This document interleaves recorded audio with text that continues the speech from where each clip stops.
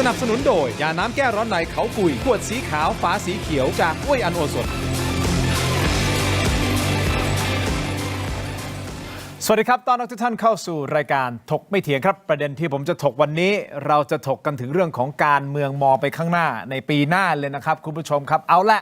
รัฐบาลชุดนี้นะครับคุณอนุทินชาญวีรกูลท่านนายกรัฐมนตรีก็ต้องประคับประคองรัฐบาลชุดนี้ให้ครบ4 เดือนแล้วยุบสภาหลังจากนั้นคุณผู้ชมครับการหาเสียงเลือกตั้งก็จะเข้มข้นมากยิ่งขึ้นนะครับหน้าตาการเมืองประเทศไทยจะเป็นอย่างไรมีผลนะฮะมีผลกับประเทศชาติผมพูดเสมอนะครับว่าประชาชนจะอยู่ดีกินดีได้การเมืองต้องดีถ้าไม่ดีถ้าวุ่นวายอดอยากแน่นอนนะครับคุณผู้ชมครับเอาละการเมืองข้างหน้าภูมิใจไทยนะเขาก็มั่นใจตอนนี้ก็มีคนหลั่งไหลเข้ามานะซบอกของภูมิใจไทยครับเติมเสียงเข้ามาเรื่อยๆทางด้านของฝั่งพรรคประชาชนก็บอกว่าอ๋อแบบนี้นะฮะยังไม่เป็นการพยายามที่จะเติมเสียงให้เป็นรัฐบาลเสียงข้างมากเพราะหนึ่งในข้อตกลงของ MOA ก็คือห้ามเติมเสียงเข้ามาเพื่อที่จะเป็นรัฐบาลเสียงข้างมากถูกต้องไหมฮะนั่นคือ1ประเด็นอยู่ในข้อ MOA ก่อนหน้านี้แต่แม่เราไม่ได้มองตอนนี้เรามองไปข้างหน้าครับพรรคภูมิใจไทยจะกลับมาเป็นรัฐบาลอีกหรือไม่นั่นคือประเด็นที่1ประเด็นที่2ครับอันนี้สำคัญเลยนะฮะต้องฟังดีๆเลยนะครับพรรคประชาชนเองนะครับก็มีอดีตสสของพรรคก้าวไกล44ท่านนะฮะที่ตอนนี้ก็ร้อนๆหนาวๆอยู่นะครับไม่รู้ว่าอนาคตของตัวเองจะเป็นอย่างไรเนื่องจากว่ามีการไปยื่นปปชนะปปชก็มีการเขาเรียกว่าไปสอบถามรายบุคคลเลยนะฮะว่าตกลงทำอะไรยังไงเกี่ยวกับเรื่องของมาตรา112หรือไม่และ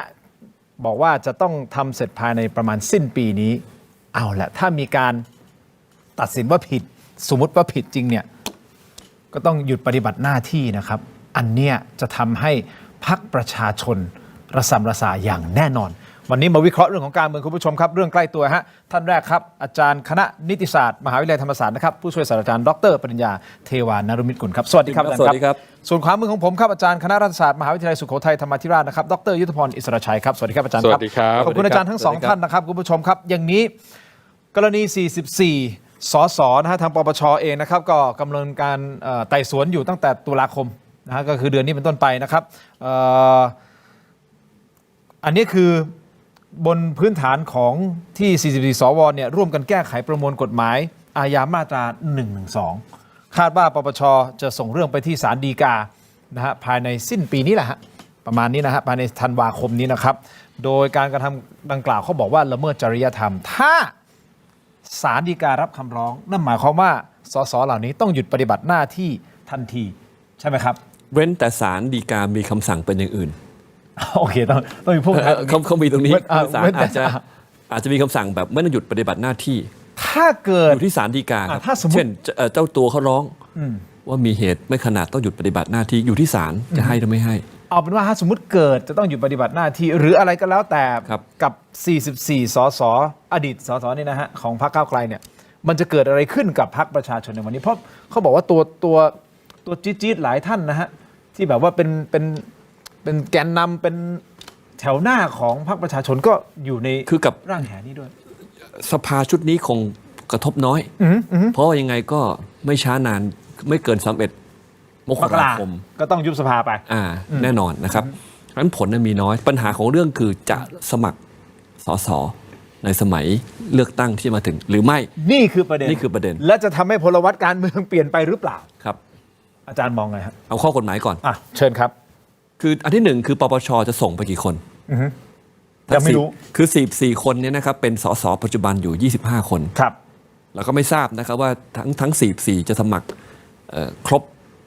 เป็นสสทุกคนหรือเปล่าโดยเฉพาะ25คนนี้ไม่ทราบได้ครับก็ดูก่อนว่าปปชส่งไปศาลฎีกากี่คนแล้วต่อมาก็ดูต่ออีกว่าแล้วศาลฎีกาเนี่ยท่านจะรับคำร้องไว้หรือไม่กี่คนรับหรือไม่แล้วถ้ารับแล้วรับกี่คนแล้วถ้ารับเนี่ยศาลจะให้หยุดปฏิบัติหน้าที่เนี่ยกี่คนไม่หยุดกี่คนอะไรแบบนี้คือเป็นข้อต้องดูต่อไปนะครับทีนี้ในแง่ข้อกฎหมายผมก็ไปเปิดดูรัฐธรรมนูญทั้งหมดนะครับก็ไม่เจอตรงไหนนะว่าการถูกสั่งหยุดปฏิบัติหน้าที่เนี่ยจะเป็นเหตุในการสมัครสสไม่ได้ไม่มีนะครับแต่พอดีมันจะมีประเด็นตรงที่ว่าเกิดได้รับเลือกตั้งเป็นสสมาเนี่ยจะเข้าปฏิบัติหน้าที่สสได้ไหมเพราะถูกสั่งหยุดในสมัย สมัยนี้อะไรมันจะมีความยุ่งยากตรงนี้นะครับทีนี้แต่ว่าถ้าไปเปิดดูพรปนะครับพระราชบัญญัติประกอบนูว่าด้วยการเลือกตั้งสสเนี่ยมันมีมาตราหนึ่งคือมาตรา42วงเล็บ5ครับมันเขียนว่าคุณสมบัติต้องห้ามของการสมัครสสเนี่ยนะครับคืออยู่ในระหว่างการถูกเพิกถอนสิทธิ์เลือกตั้งไม่ว่าคดีจะถึงที่สุดแล้วหรือไม่อันเนี้ย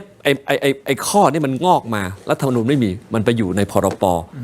คือไอ้การถูกร้องไปที่ศาลฎีกาเรื่องจริยธรรมนะครับมันเป็นสุดท้ายมันจบลงได้พ้นตำแหน่งกับถูกสั่งหยุดปฏิบัติหน้าที่ว่าง่ายคือกกต.อาจจะตีความว่าดังนั้นจึงเข้าองค์ประกอบของคุณสมบัติต้องห้ามแล้วเพราะเรื่องของจริยธรรมเนี่ยมันไปสู่การถูกเพิกถอนสิทธิ์แต่ผมเรียนว่าหลักของรัฐธรรมนูญนะครับไม่ว่าคนที่ถูกร้องเนี่ยจะเป็นพรรคไหนเป็นใครก็แล้วแต่เนี่ยนะครับหลักใหญ่อยู่ที่มาตรา29ยังไงครับคือต้องสันนิษฐานไว้ก่อนว่าเป็นผู้ยังไม่มีความผิดจนกว่าศาลพิพากษาดังนั้นเนี่ยก็มีประเด็นตรงนี้ว่ากกต.จะใช้มาตรา42วงเล็บ5ในการไม่รับสมัครหรือไม่ถ้าศาลรับคำร้องแล้วสั่งหยุดปฏิบัติหน้าที่อยู่ตรงนี้นะแต่ว่าพอร้องปุ๊บก็จบที่ศาลฎีกาอยู่ดีเพราะถ้าหากว่าคุณทิมไปสมัครสสเนี่ยนะครับแล้วกกต.ประจำเขตเขาไม่รับสมัครขึ้นมานะครับหรือกกต.ระดับประเทศไม่รับขึ้นมาคือถ้าเป็นสสเขตก็สมัครที่เขตบัญชีรายชื่อก็สมัครระดับประเทศใช่ไหมครับเกิดไม่รับสมัครขึ้นมาประกาศชื่อผู้สมัครไม่มีเนี่ยไปร้องศาลฎีกาได้ก็อยู่ที่ศาลฎีกาอีกแหละสุดท้ายสรุปคือสมัครได้หรือไม่อยู่ที่ศาลฎีกาแต่ว่าข้อรัฐธรรมนูญเนี่ยไม่ได้มีข้อห้ามเอาไว้โดยตรงแต่ว่าพรปมันมีเหมือนกับจะห้ามกึ่งเอาไว้อยู่ที่กกต.ตีความแต่ก็เดี๋ยวที่บอกครับจบที่ศาลฎีกาแต่เรื่องใหญ่คือสมัครได้นะก็มาต่อไปว่าพอได้รับเลือกตั้งเป็นสสเนี่ยจะเกิดอะไรขึ้นจะกลับมาปฏิบัติหน้าที่ได้ไหมเพราะว่าเรื่องแรกเลยคืออะไรครับการโหวตเลือกนายกรัฐมนตรีมันมีความยุ่งอยู่เหมือนกันนะครับแล้วสำคัญด้วยนะว่าการที่จะมีเหตุนี้ขึ้นมาเนี่ยมันไปชิดกับการเลือกตั้งมากหรือประกาศเลือกตั้งมาแล้วยิ่งยุ่งหนักเข้าไปอีกถ้าหากว่ามันล่วงหน้านานเขายังอาจจะมีแผนปรับมือรับมืออะไรก็แต่นี่ไม่ได้พูดเรื่องการเมืองนะเอาแค่ข้อกฎหมายก่อนข้อกฎหมายแต่แน่นอนมันต้องมีการเมืองรวมอยู่ในนั้นด้วยหรือเปล่าอาจารย์เพราะว่าหนึ่งในคำถามที่ผมจะถามคือว่าดูเหมือนว่านี่เป็นการวางหมากให้มันออกมาในรูปแบบนี้หรือไม่คืองั้นผมอีกนิดนึงก็คือว่าถ้าหากเป็นเพียงแค่เรื่องการเข้าชื่อกันแก้ไขประมวลกฎหมายอาญามาตรา1มาตราใดเนี่ยนะครับลำพังเพียงแค่การทำหน้าที่ของสสในสภาเนี่ยผมไม่เห็นว่าเป็นเหตุในการจะให้มีการรับคำร้องด้วยซ้ำไปคือถ้าเป็นแค่นี้นะคือมันต้องเป็นการกระทำอื่นนะครับลำพังเพียงสสเขาใช้สิทธิตามรัฐธรรมนูญเป็นอำนาจหน้าที่เขาเนี่ยผมคิดว่าถ้าเป็นเรื่องแค่นี้ปปชส่งไปศาลเนี่ยก็แปลกแล้วผมคิดว่าศาลไม่รับถ้ามีแค่นั้นให้เราก็ไม่เห็นไงว่าในคำร้องปปชเขามีอะไรบ้างเพราะ44ท่านก็จะมีความการปฏิบัติที่แตกต่างกันออกไปอันนี้ต้องคือถ้าผมพูดอย่างนี้ก่อนว่าถ้าหากว่าเขาไม่ได้มีการกระทำอื่นใดเนี่ยนะครับในเรื่องของการที่จะเข้าชื่อกันแก้ประมวลกฎหมายมาตรา1มาตราใดแม้จะเป็นมาตรา1 2ก็เถอะแล้วผมเรียนมาตรา1 2นี่เคยถูกแก้มาแล้วนะครับเพราะฉะนั้นประเด็นของเรื่องเนี่ยมันไม่ใช่เรื่องของลำพังเพียงการแก้เสนอกันแก้แล้วจะถึงขนาดต้องพ้นตำแหน่งสสอาจจะมีอย่างอื่นอยู่มันต้องมีอย่างอื่นถ้าไม่มีอย่างอื่นเนี่ยเรื่องอื่นมันก็ต้องถึงขนาดนะที่ว่าเป็นการฝ่าฝืนมาตรฐานจริยธรรมอย่างร้ายแรงนะครับโอเคอาจารย์ยุทธพรคิดไงฮะครับคือตรงนี้เนี่ยเราคงต้องย้อนกลับไปดูนะครับว่าในส่วนของ44สสเนี่ยที่ถูกร้องเนี่ยจัดเป็นกี่กลุ่มบ้างนะเพราะการจัดกลุ่มแต่ละกลุ่มเนี่ยจะส่งผลทางการเมืองด้วยต้องจัดกลุ่มด้วยมีกลุ่มที่1เนี่ย25 คนครับคือยังเป็นสสปัจจุบันอยู่ปัจจุบันในนามพรรคประชาชนนะครับกลุ่มที่2เนี่ยก็คือ11คนซึ่ง11คนเนี้ยเขาออกจากแวดวงการเมืองไปตอนนี้นะครับและจะมีอีก8คนนะครับซึ่งถูกตัดสิทธิ์เนื่องจากว่าเป็นกรรมการบริหารพรรคก้าวไกลนะในตอนที่ถูกยุบพรรคนะครับคราวนี้หมายว่า8คนที่ถูกตัดสิทธิ์เนี่ยอย่างไรก็ดีในการเลือกตั้งครั้งหน้าก็ยังไม่พ้น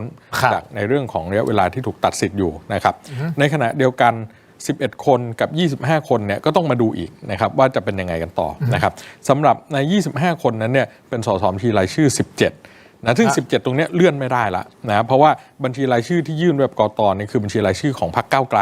ซึ่งวันนี้ถูกยุบไปแล้วนะครับเพราะฉะนั้น17นี่ก็จะเป็นที่ว่างไป8ก็คือเลือกตั้งซ่อม นะซึ่งถ้ามีการยุบสภาก่อนก็อาจจะยังไม่ทันมีเลือกตั้งซ่อมนะครับหรือเรื่องนี้ถ้าไปวินิจฉัยหลังจากยุบสภาแล้วก็อาจจะไม่มีผลที่จะต้องเลือกตั้งใหม่นะครับคราวนี้ตรงนี้เนี่ยก็ต้องไปดูอีกว่าในการสมัครเนี่ยนะซึ่งวันนี้ข้อกฎหมายก็ยังไม่ชัดเจนนะครับว่าจะสมัครได้หรือไม่นะแต่ว่าการลงตำแหน่งเนี่ยอาจจะเป็นปัญหาถ้าได้รับเลือกตั้งเข้ามานะเพราะว่ามันจะเป็นการติดในประเด็นเรื่องของจริยธรรมอะไรต่างๆเหล่านี้นะครับด้วยและในขณะเดียวกันเนี่ยก็ต้องไปดูอีกว่าสถานะของสสเหล่านี้เมื่ออยู่ในชั้นที่ปปชจะส่งไปยังศาลเนี่ยจะมีการจัดกลุ่มไหมซึ่งเชื่อว่าปปชน่าจะมีการจัดกลุ่มนะเพราะเวลาสอบเนี่ยปปชก็สอบแยกพฤติการของแต่ละบุคคลเป็นรายบุคคลไปเป็นรายบุคคลไปนะซึ่งพฤติการของ44 สสเนี่ยอาจจะมีทั้งในส่วนที่เสนอกฎหมายอย่างเดีย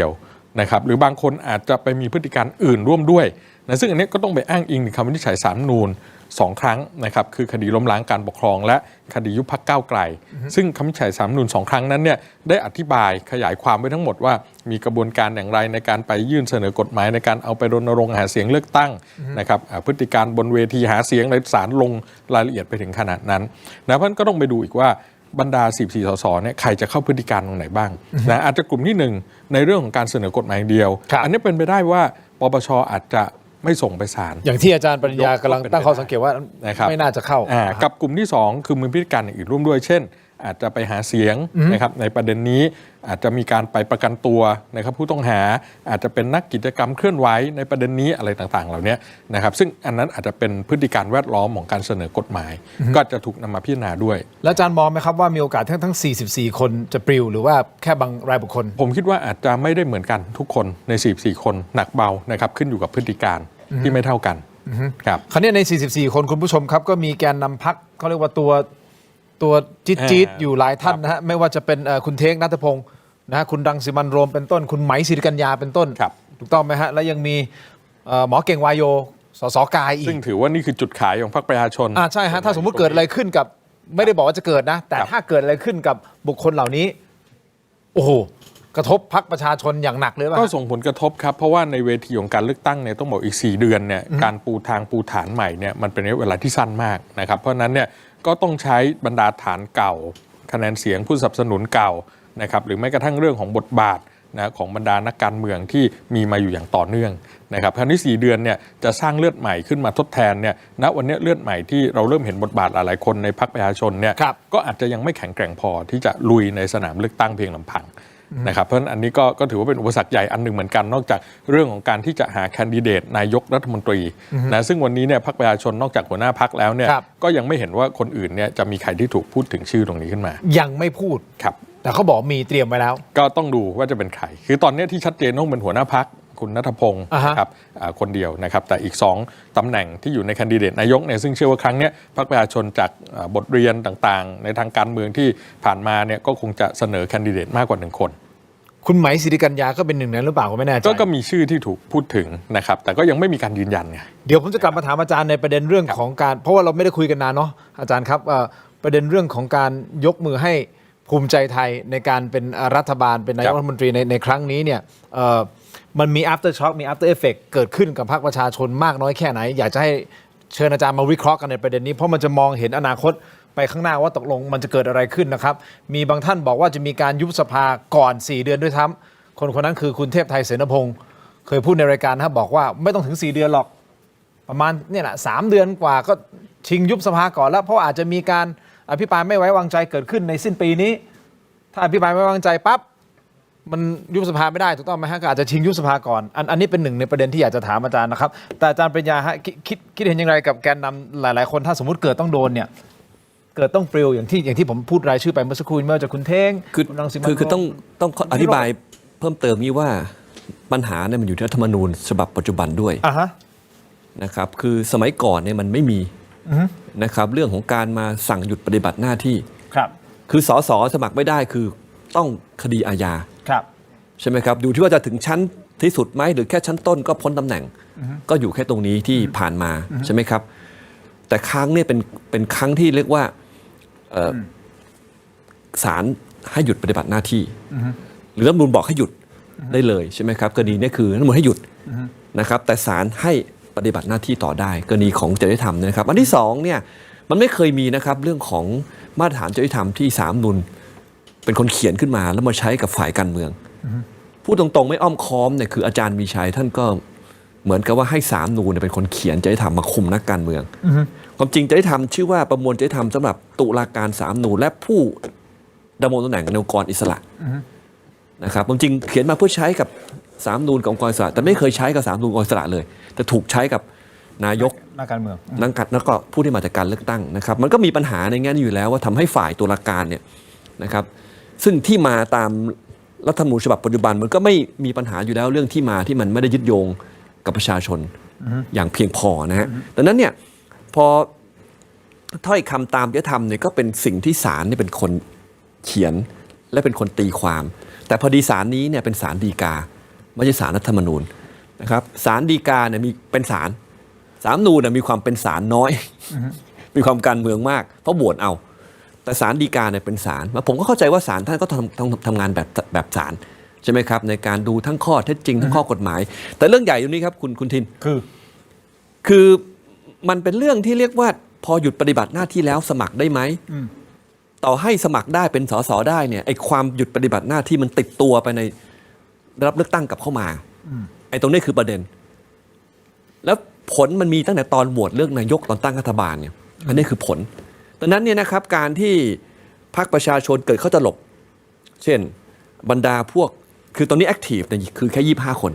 25 คนเนี่ยนะครับเกิดเขาลงสมัครสสหมดผมเข้าใจว่าพรรคประชาชนเขาคงจะพยายามจะให้เป็นสสบัญชีรายชื่อให้หมดถูกไหมฮะเพราะเกิดพ้นตำแหน่งขึ้นมาเนี่ยก็เลื่อนขึ้นมาก็ต้องเลือกใหม่แต่การหยุดปฏิบัติหน้าที่เนี่ยมันเลื่อนไม่ได้คุณทินแต่เสียงโหวตมันจะหายไปตอนโหวตเลือกนายกนึกออกไหมฮะนี่คือปัญหาหรือนายกเนี่ยนะครับว่าที่นายกมีได้3 คนผมก็จะพรรคประชาชนเขาก็ต้องคิดว่าคนที่จะมา1 ใน 3 คนใน3 คนเนี่ยต้องมีอย่างน้อยคน2 คนที่ไม่อยู่ใน25 คนนี้เพราะถ้าเกิดอยู่หมดปุ๊บเดี๋ยวตัวเลือกเป็นนายกเนี่ยไม่มีนะครับแต่เรื่องใหญ่คือไอ้เรื่องหยุดปฏิบัติหน้าที่ไงนึกออกไหมครับถ้าพ้นตำแหน่งซะเลยมันก็เลื่อนขึ้นมาถ้าเป็นสสปฏิริษีแต่เพราะอันเนี้ยมันยุ่งกว่าทีนี้พรรคประชาชนเนี่ยผมเข้าใจว่าถ้าดูจากตอนเป็นพรรคอนาคตใหม่ก็ดีแล้วก็ก้าวไกลเป็นพรรคก้าวไกลก็ดีเนี่ยเป็นพรรคที่คนเขาเลือกด้วยความเป็นพรรคมากกว่าตัวบุคคลแน่นอนจุดขายที่เป็นเรื่องของว่าที่นายกก็เป็นจุดขายอยู่แล้วแต่สสเขตก็ดีสสบัญชีรายชื่อก็ดีเนี่ยคนเขาดูส่วนใหญ่เขาดูเรื่องความเป็นพรรคใช่ไหมครับผมเองก็มองว่าในแง่ของการจะได้รับกลับเข้ามาเนี่ยคงไม่ใช่ปัญหาเผลอพอดีพอร้ายเนี่ยนะครับพอกระแสมาในทางที่พรรคประชาชนโดนแบบเนี้ยคะแนนความเห็นใจจะเพิ่มด้วยซ้ำไปแต่ปัญหาคือตัวคนเนี่ยถ้าพรรคประชาชนเขาเล็งข้ามช็อตไปนะว่าถูกสั่งหยุดปฏิบัติหน้าที่แล้วถึงตอนกลับมาใหม่เนี่ยโหวตนายกไม่ได้ก็มีปัญหาก็จะหลบเอาคนอื่นขึ้นมาหรือเปล่าซึ่งเรื่องนี้มันยากสำหรับพรรคประชาชนในการตัดสินใจมันมีผลแน่นอนแล้วการที่ปปชคุณทินถามว่ามันการเมืองไหมเนี่ยพอปปชมาทำเอาใกล้ๆจะเลือกตั้งเนี่ยคนยังไงก็มองว่ามันเกี่ยวกับการเมืองเป็นความตั้งใจบางอย่างหรือไม่ต้องทำว่าหรือไม่ด้วยนะฮะอาจารย์จุติพรคิดเห็นยังไงคุณผู้ชมเดี๋ยวผมขออนุญาตพักสักครู่สั้นๆนิดเดียวนะครับและสุดท้ายสุดคุณผู้ชมครับพรรคประชาชนในการเลือกตั้งสนามหน้าที่จะเกิดขึ้นนี้นะฮะจะอยู่ในอันดับแรงกิ้งประมาณไหนจะมาเป็นอันดับ1หรือรองลงมาแล้วพรรคภูมิใจไทยล่ะครับจะขึ้นมาแล้วเป็นแกนนำในการจัดตั้งรัฐบาลในครั้งหน้าหรือไม่เดี๋ยวมาฟังความคิดเห็นของอาจารย์ทั้ง2 ท่านสักครู่เดียวครับ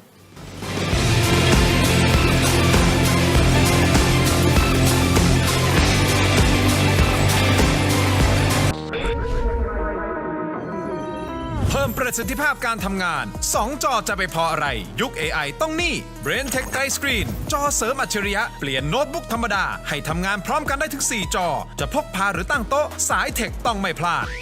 สาย AI เปิด ChatGPT Gemini Claude Perplexity สั่งงาน AI 4 ตัวเห็นผลทั้ง4 แอปได้พร้อมกันด้วย BrainTech Ice Screenสายลงทุนจะดูหุ้นกี่ตัวคริปโตกี่กราฟพลอตฟิโบนันซีในเทรดดิ้งวิวดูราคาวอลลุ่มเรียลไทม์เห็นได้ทันท่วงที4 จอในสายตาเดียวที่ BrainTech Tri Screen สายเกมเปิดสตรีมแชทกับเพื่อนหรือจะขยายให้เห็นมุมมองด้านข้างดูคลิปวิธีการผ่านด่านได้อย่างไม่มีสะดุดด้วย BrainTech Tri Screen สายไลฟ์จะดูคอมเมนต์ยอดสั่งซื้อทั้ง Facebook Live TikTok Live Shopee Live หลายไลฟ์เห็นในจอเดียวที่ BrainTech Tri Screen รองรับ multitasking ลง driver และเพิ่มได้สูงสุดถึง 5 จอ ด้วยความละเอียด Full HD 1920 คูณ 1200 อัตราส่วน 16:10 สีสันคมชัด ปรับความสว่างหน้าจอได้อิสระ ดีไซน์เรียบหรู พับแล้วใส่กระเป๋าพกพาสะดวก พิเศษจอที่ 3 พับแล้วนำเสนองานให้คนนั่งตรงข้ามได้ทันที ดีขนาดนี้อย่ารอช้า มี 2 รุ่นให้เลือก 14 นิ้ว 19,900 บาท และ 16 นิ้ว 21,900 บาท สั่งจองวันนี้รับสินค้าเดือนกันยายน ลดราคาพิเศษให้ทันที 2,000 บาท เหลือเพียง 17,900 บาทสำหรับรุ่น 14 นิ้ว และ 19,900 บาทสำหรับรุ่น 16 นิ้ว สามารถสั่งจองได้ที่ Tero Digital หรือ Advice ทุกสาขาทั่วประเทศ BrainTech Tri-Screen where thinking meets technology เพิ่มประสิทธิภาพการทำงาน 2 จอจะไปพออะไร ยุค AI ต้องนี่ BrainTech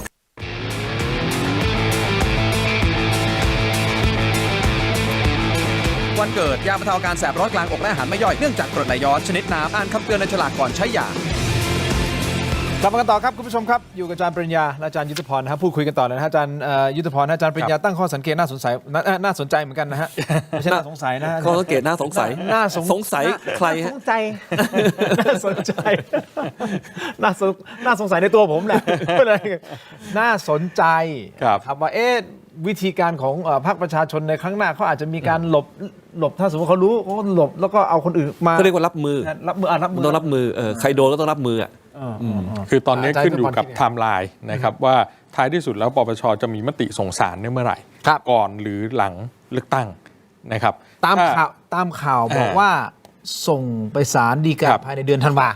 คือ ก่อนเลือกตั้ง ฮะ สิฮะ ระเบียบของปปชเนี่ยเขาบอกว่าจะต้องไต่สวนให้เสร็จภายใน 2 ปี ครับ นะแต่ถ้าไม่เสร็จเนี่ยขยายต่อได้ แต่ต้องไม่เกินรวมทั้งหมดในย3 ปี ครับ นะครับเพราะฉะนั้นก็ยังมีเวลาที่จะขยายต่อได้นะครับดังนั้นเนี่ยก็ต้องดูว่าไทม์ไลน์ในการที่จะส่งไปสู่ศาลฎีกาเนี่ยจะส่งไปอย่างไรนะถ้าส่งก่อนที่จะมีการเลือกตั้งนะครับแน่นอนส่งผลกระทบต่อพรรคประชาชนในสนามเลือกตั้งในการที่จะต้องไปหาแคนดิเดตนายกคนใหม่เพราะหัวหน้าพรรคเนี่ยก็อยู่ในนี้ด้วย อยู่ในรายชื่อนี้ นะครับหรือบัญชีรายชื่ออะไรต่างๆ แล้วก็ต้องเตรียมรับมือว่าจะสมัครได้ไหมแล้วสมัครได้แล้วได้รับเลือกจะดำรงตำแหน่งได้ไหมอันนี้เป็นปัญหาที่ต้องถกเถียงกันต่อ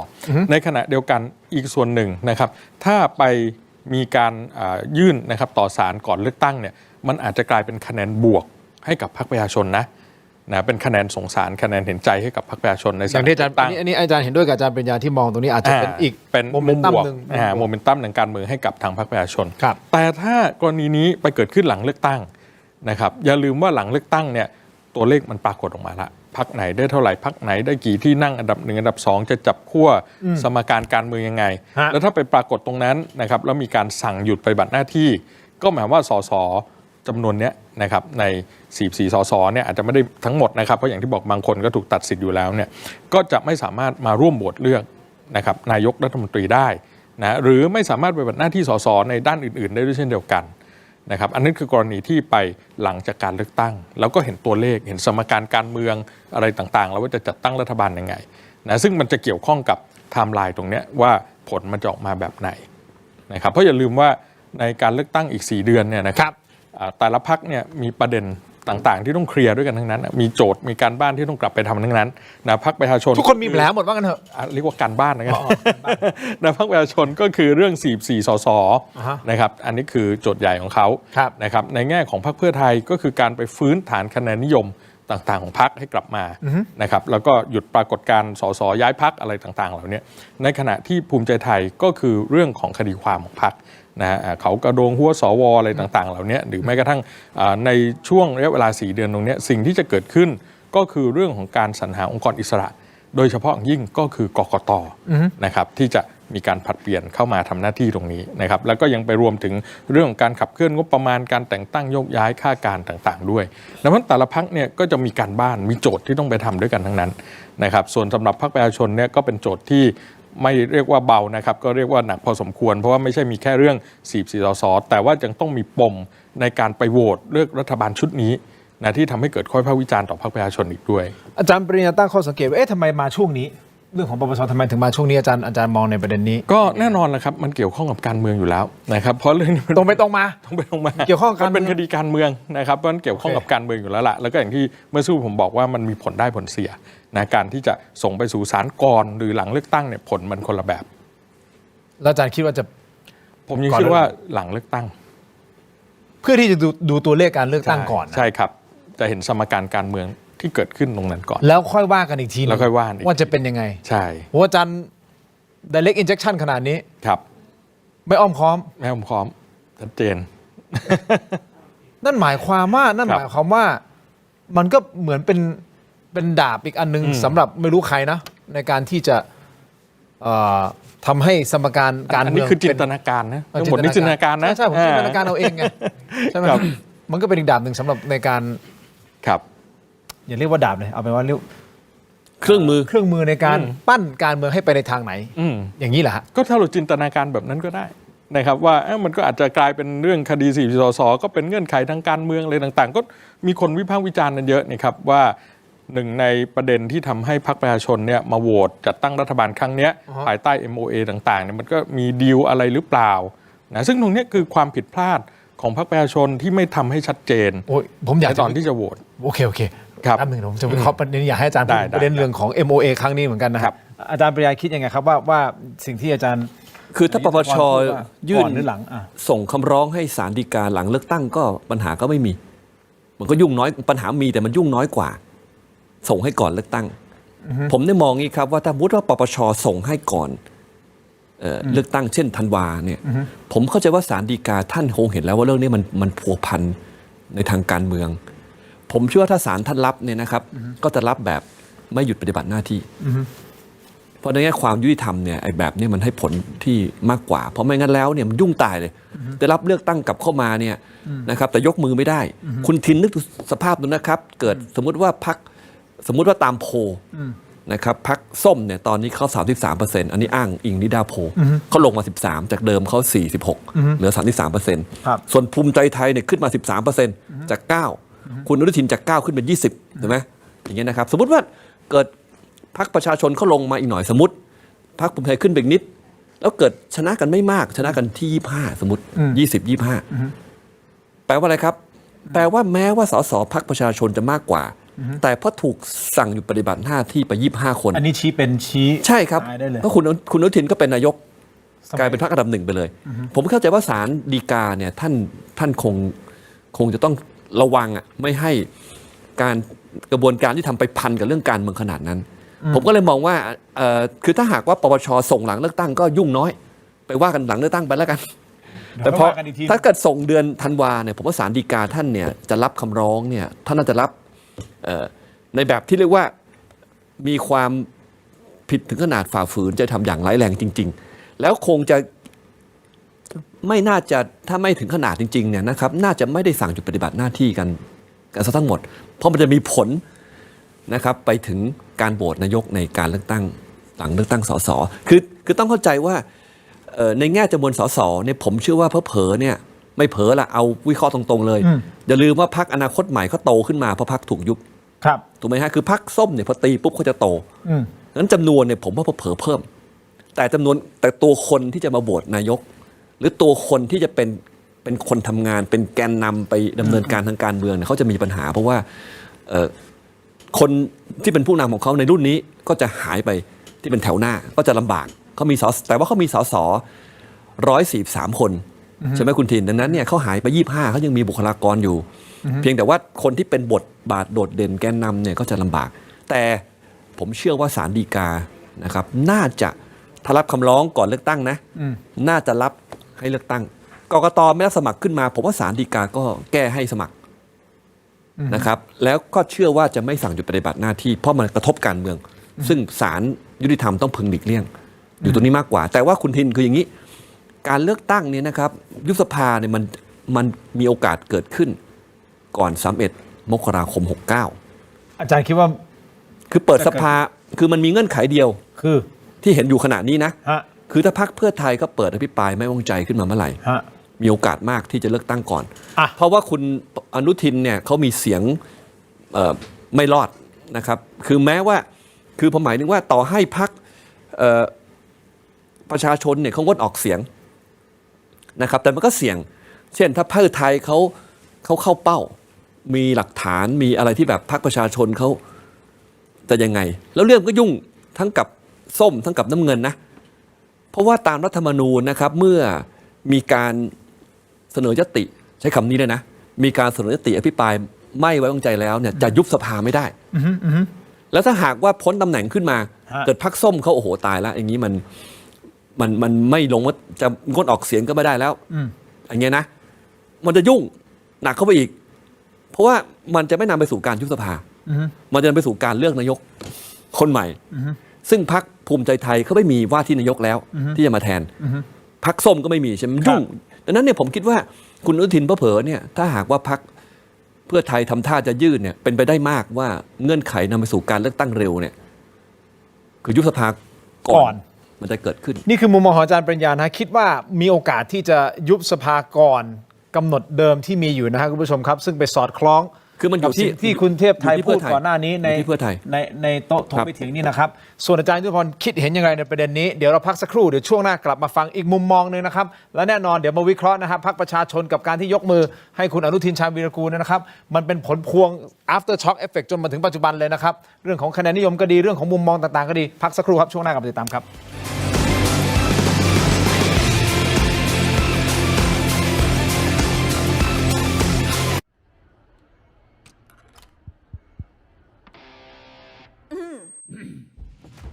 ไมบาซิน OTC รสส้มและรสมะนาว ยาอมบรรเทาอาการเจ็บคอ ช่วยระงับเชื้อในปากและลำคอ จากเกรเตอร์ฟาร์มาโปรดอ่านคำเตือนในฉลากก่อนใช้ยา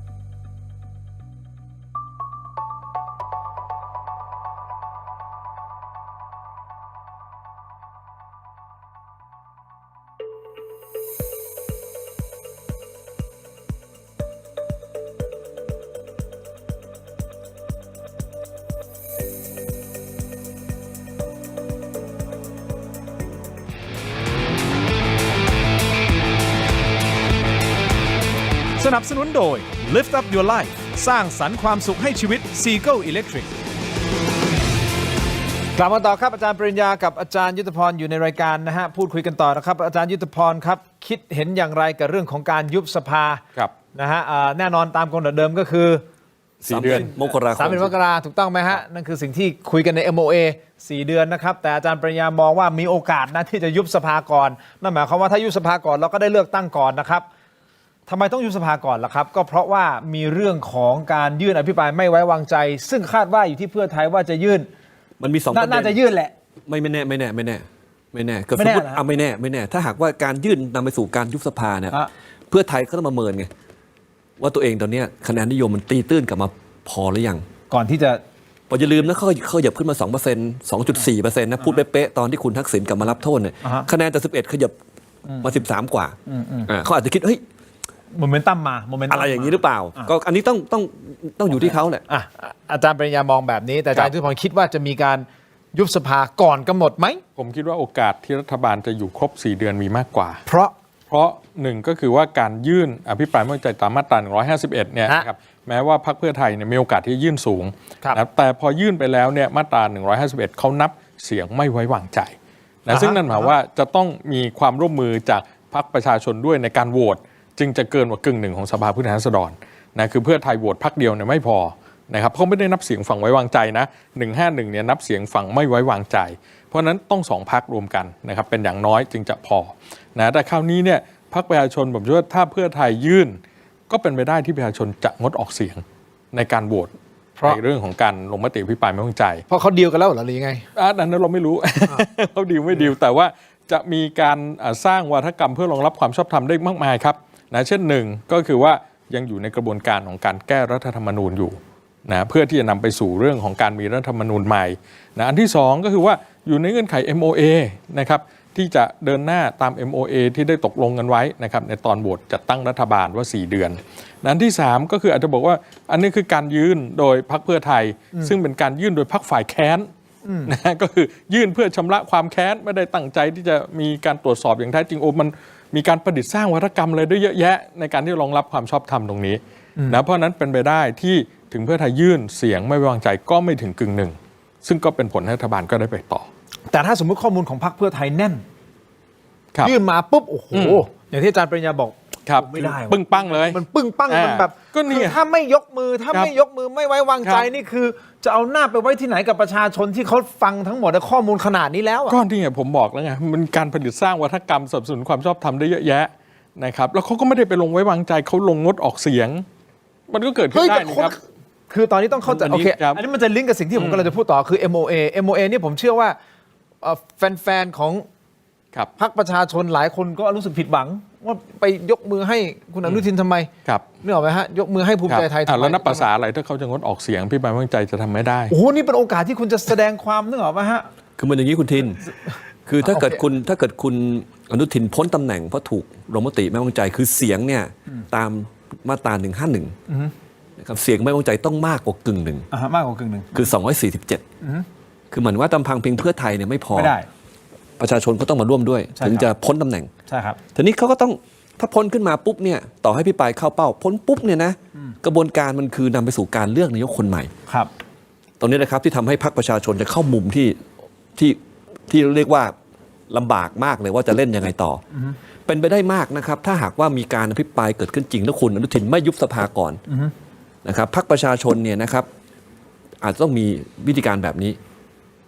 คืองดออกเสียงบนเงื่อนไขว่าคุณอนุทินต้องเมื่ออภิปรายจบยุบสภาทันที ถ้าถึงตรงนั้นนะเพราะว่าเกมเนี่ยต่อให้เพื่อไทยอภิปรายเข้าเป้าเนี่ยนะครับ แต่ถ้าหากว่าประชาชนเขาร่วมไม่ไว้วางใจด้วยเนี่ยกระบวนการคือยุบสภาไม่เกิดเพราะมันต้องเลือกนายกคนใหม่ แล้วมันไปเริ่มต้นแบบเดิมอีกครั้งหนึ่งแล้วในคราวนี้เนี่ยทั้งภูมิใจไทยทั้ง ก็ไม่มีผู้เล่นแล้ว ก็จะเหลือใครเป็นคุณชัยเกษม ชัยเกษมนิติสิริ อันนี้ผมคิดว่าเกมเนี่ยเป็นเกมที่เรียกว่าคุณอนุทินถ้าเป็นไปได้เนี่ยก็คงไม่อยากเห็น ที่จะมีการเปิดอภิปรายไม่ไว้วางใจเพราะมันเสี่ยง และพรรคประชาชนเองก็คงจะลำบาก เพราะขืนลงมติไม่ไว้วางใจขึ้นมาปุ๊บเนี่ยมันไม่นำไปสู่การยุบสภา แต่มันนำมาสู่การต้องเลือกนายกคนใหม่นึกไหมฮะอันเนี้ยก็เป็นเกมที่ถ้าหากเพื่อไทยก็บอกต้องการสร้างความนึกออกไหมต้องการขี่พรรคส้มพรรคน้ำเงินอาจจะเล่นเกมนี้ก็ได้ ให้น้ำเงินกับส้มลำบากเข้าไว้อะไรแบบเนี้ยแต่ทีนี้สิ่งสำคัญมากนะผมว่าตอนเนี้ยนะครับพรรคส้มเนี่ยเขาต้องหนีคำว่าฝ่ายค้ำให้ได้ โอเคหนีคำว่าฝ่ายค้ำคุณผู้ชมครับอาจารย์คิดประเด็นนี้ไว้ก่อนนะครับผมขออนุญาตคุณผู้ชมไปที่ออนไลน์ของเราเทโรดิจิทัลใน YouTube นะครับ Facebook ถกไปเถียง Facebook เสีย7 HD News เดี๋ยวไปพูดคุยกันต่อนะครับเดี๋ยวจะมาวิเคราะห์นะฮะจากท่านสองท่านด้วยนะครับว่า MOA ครั้งนี้พรรคประชาชนเสียหายหรือว่าได้คะแนนบวกจากการยกมือให้ภูมิใจไทยอันนี้เป็นน่าสนใจเพราะผมไม่เคยได้คุยกับอาจารย์ทั้งสองท่านเกี่ยวกับประเด็นนี้เลยนะครับเดี๋ยวคุยกันต่อในออนไลน์ขอบคุณมากครับในทีวีครับขอบคุณครับเจอกันในออนไลน์ถกไปเถียงครับสวัสดีครับ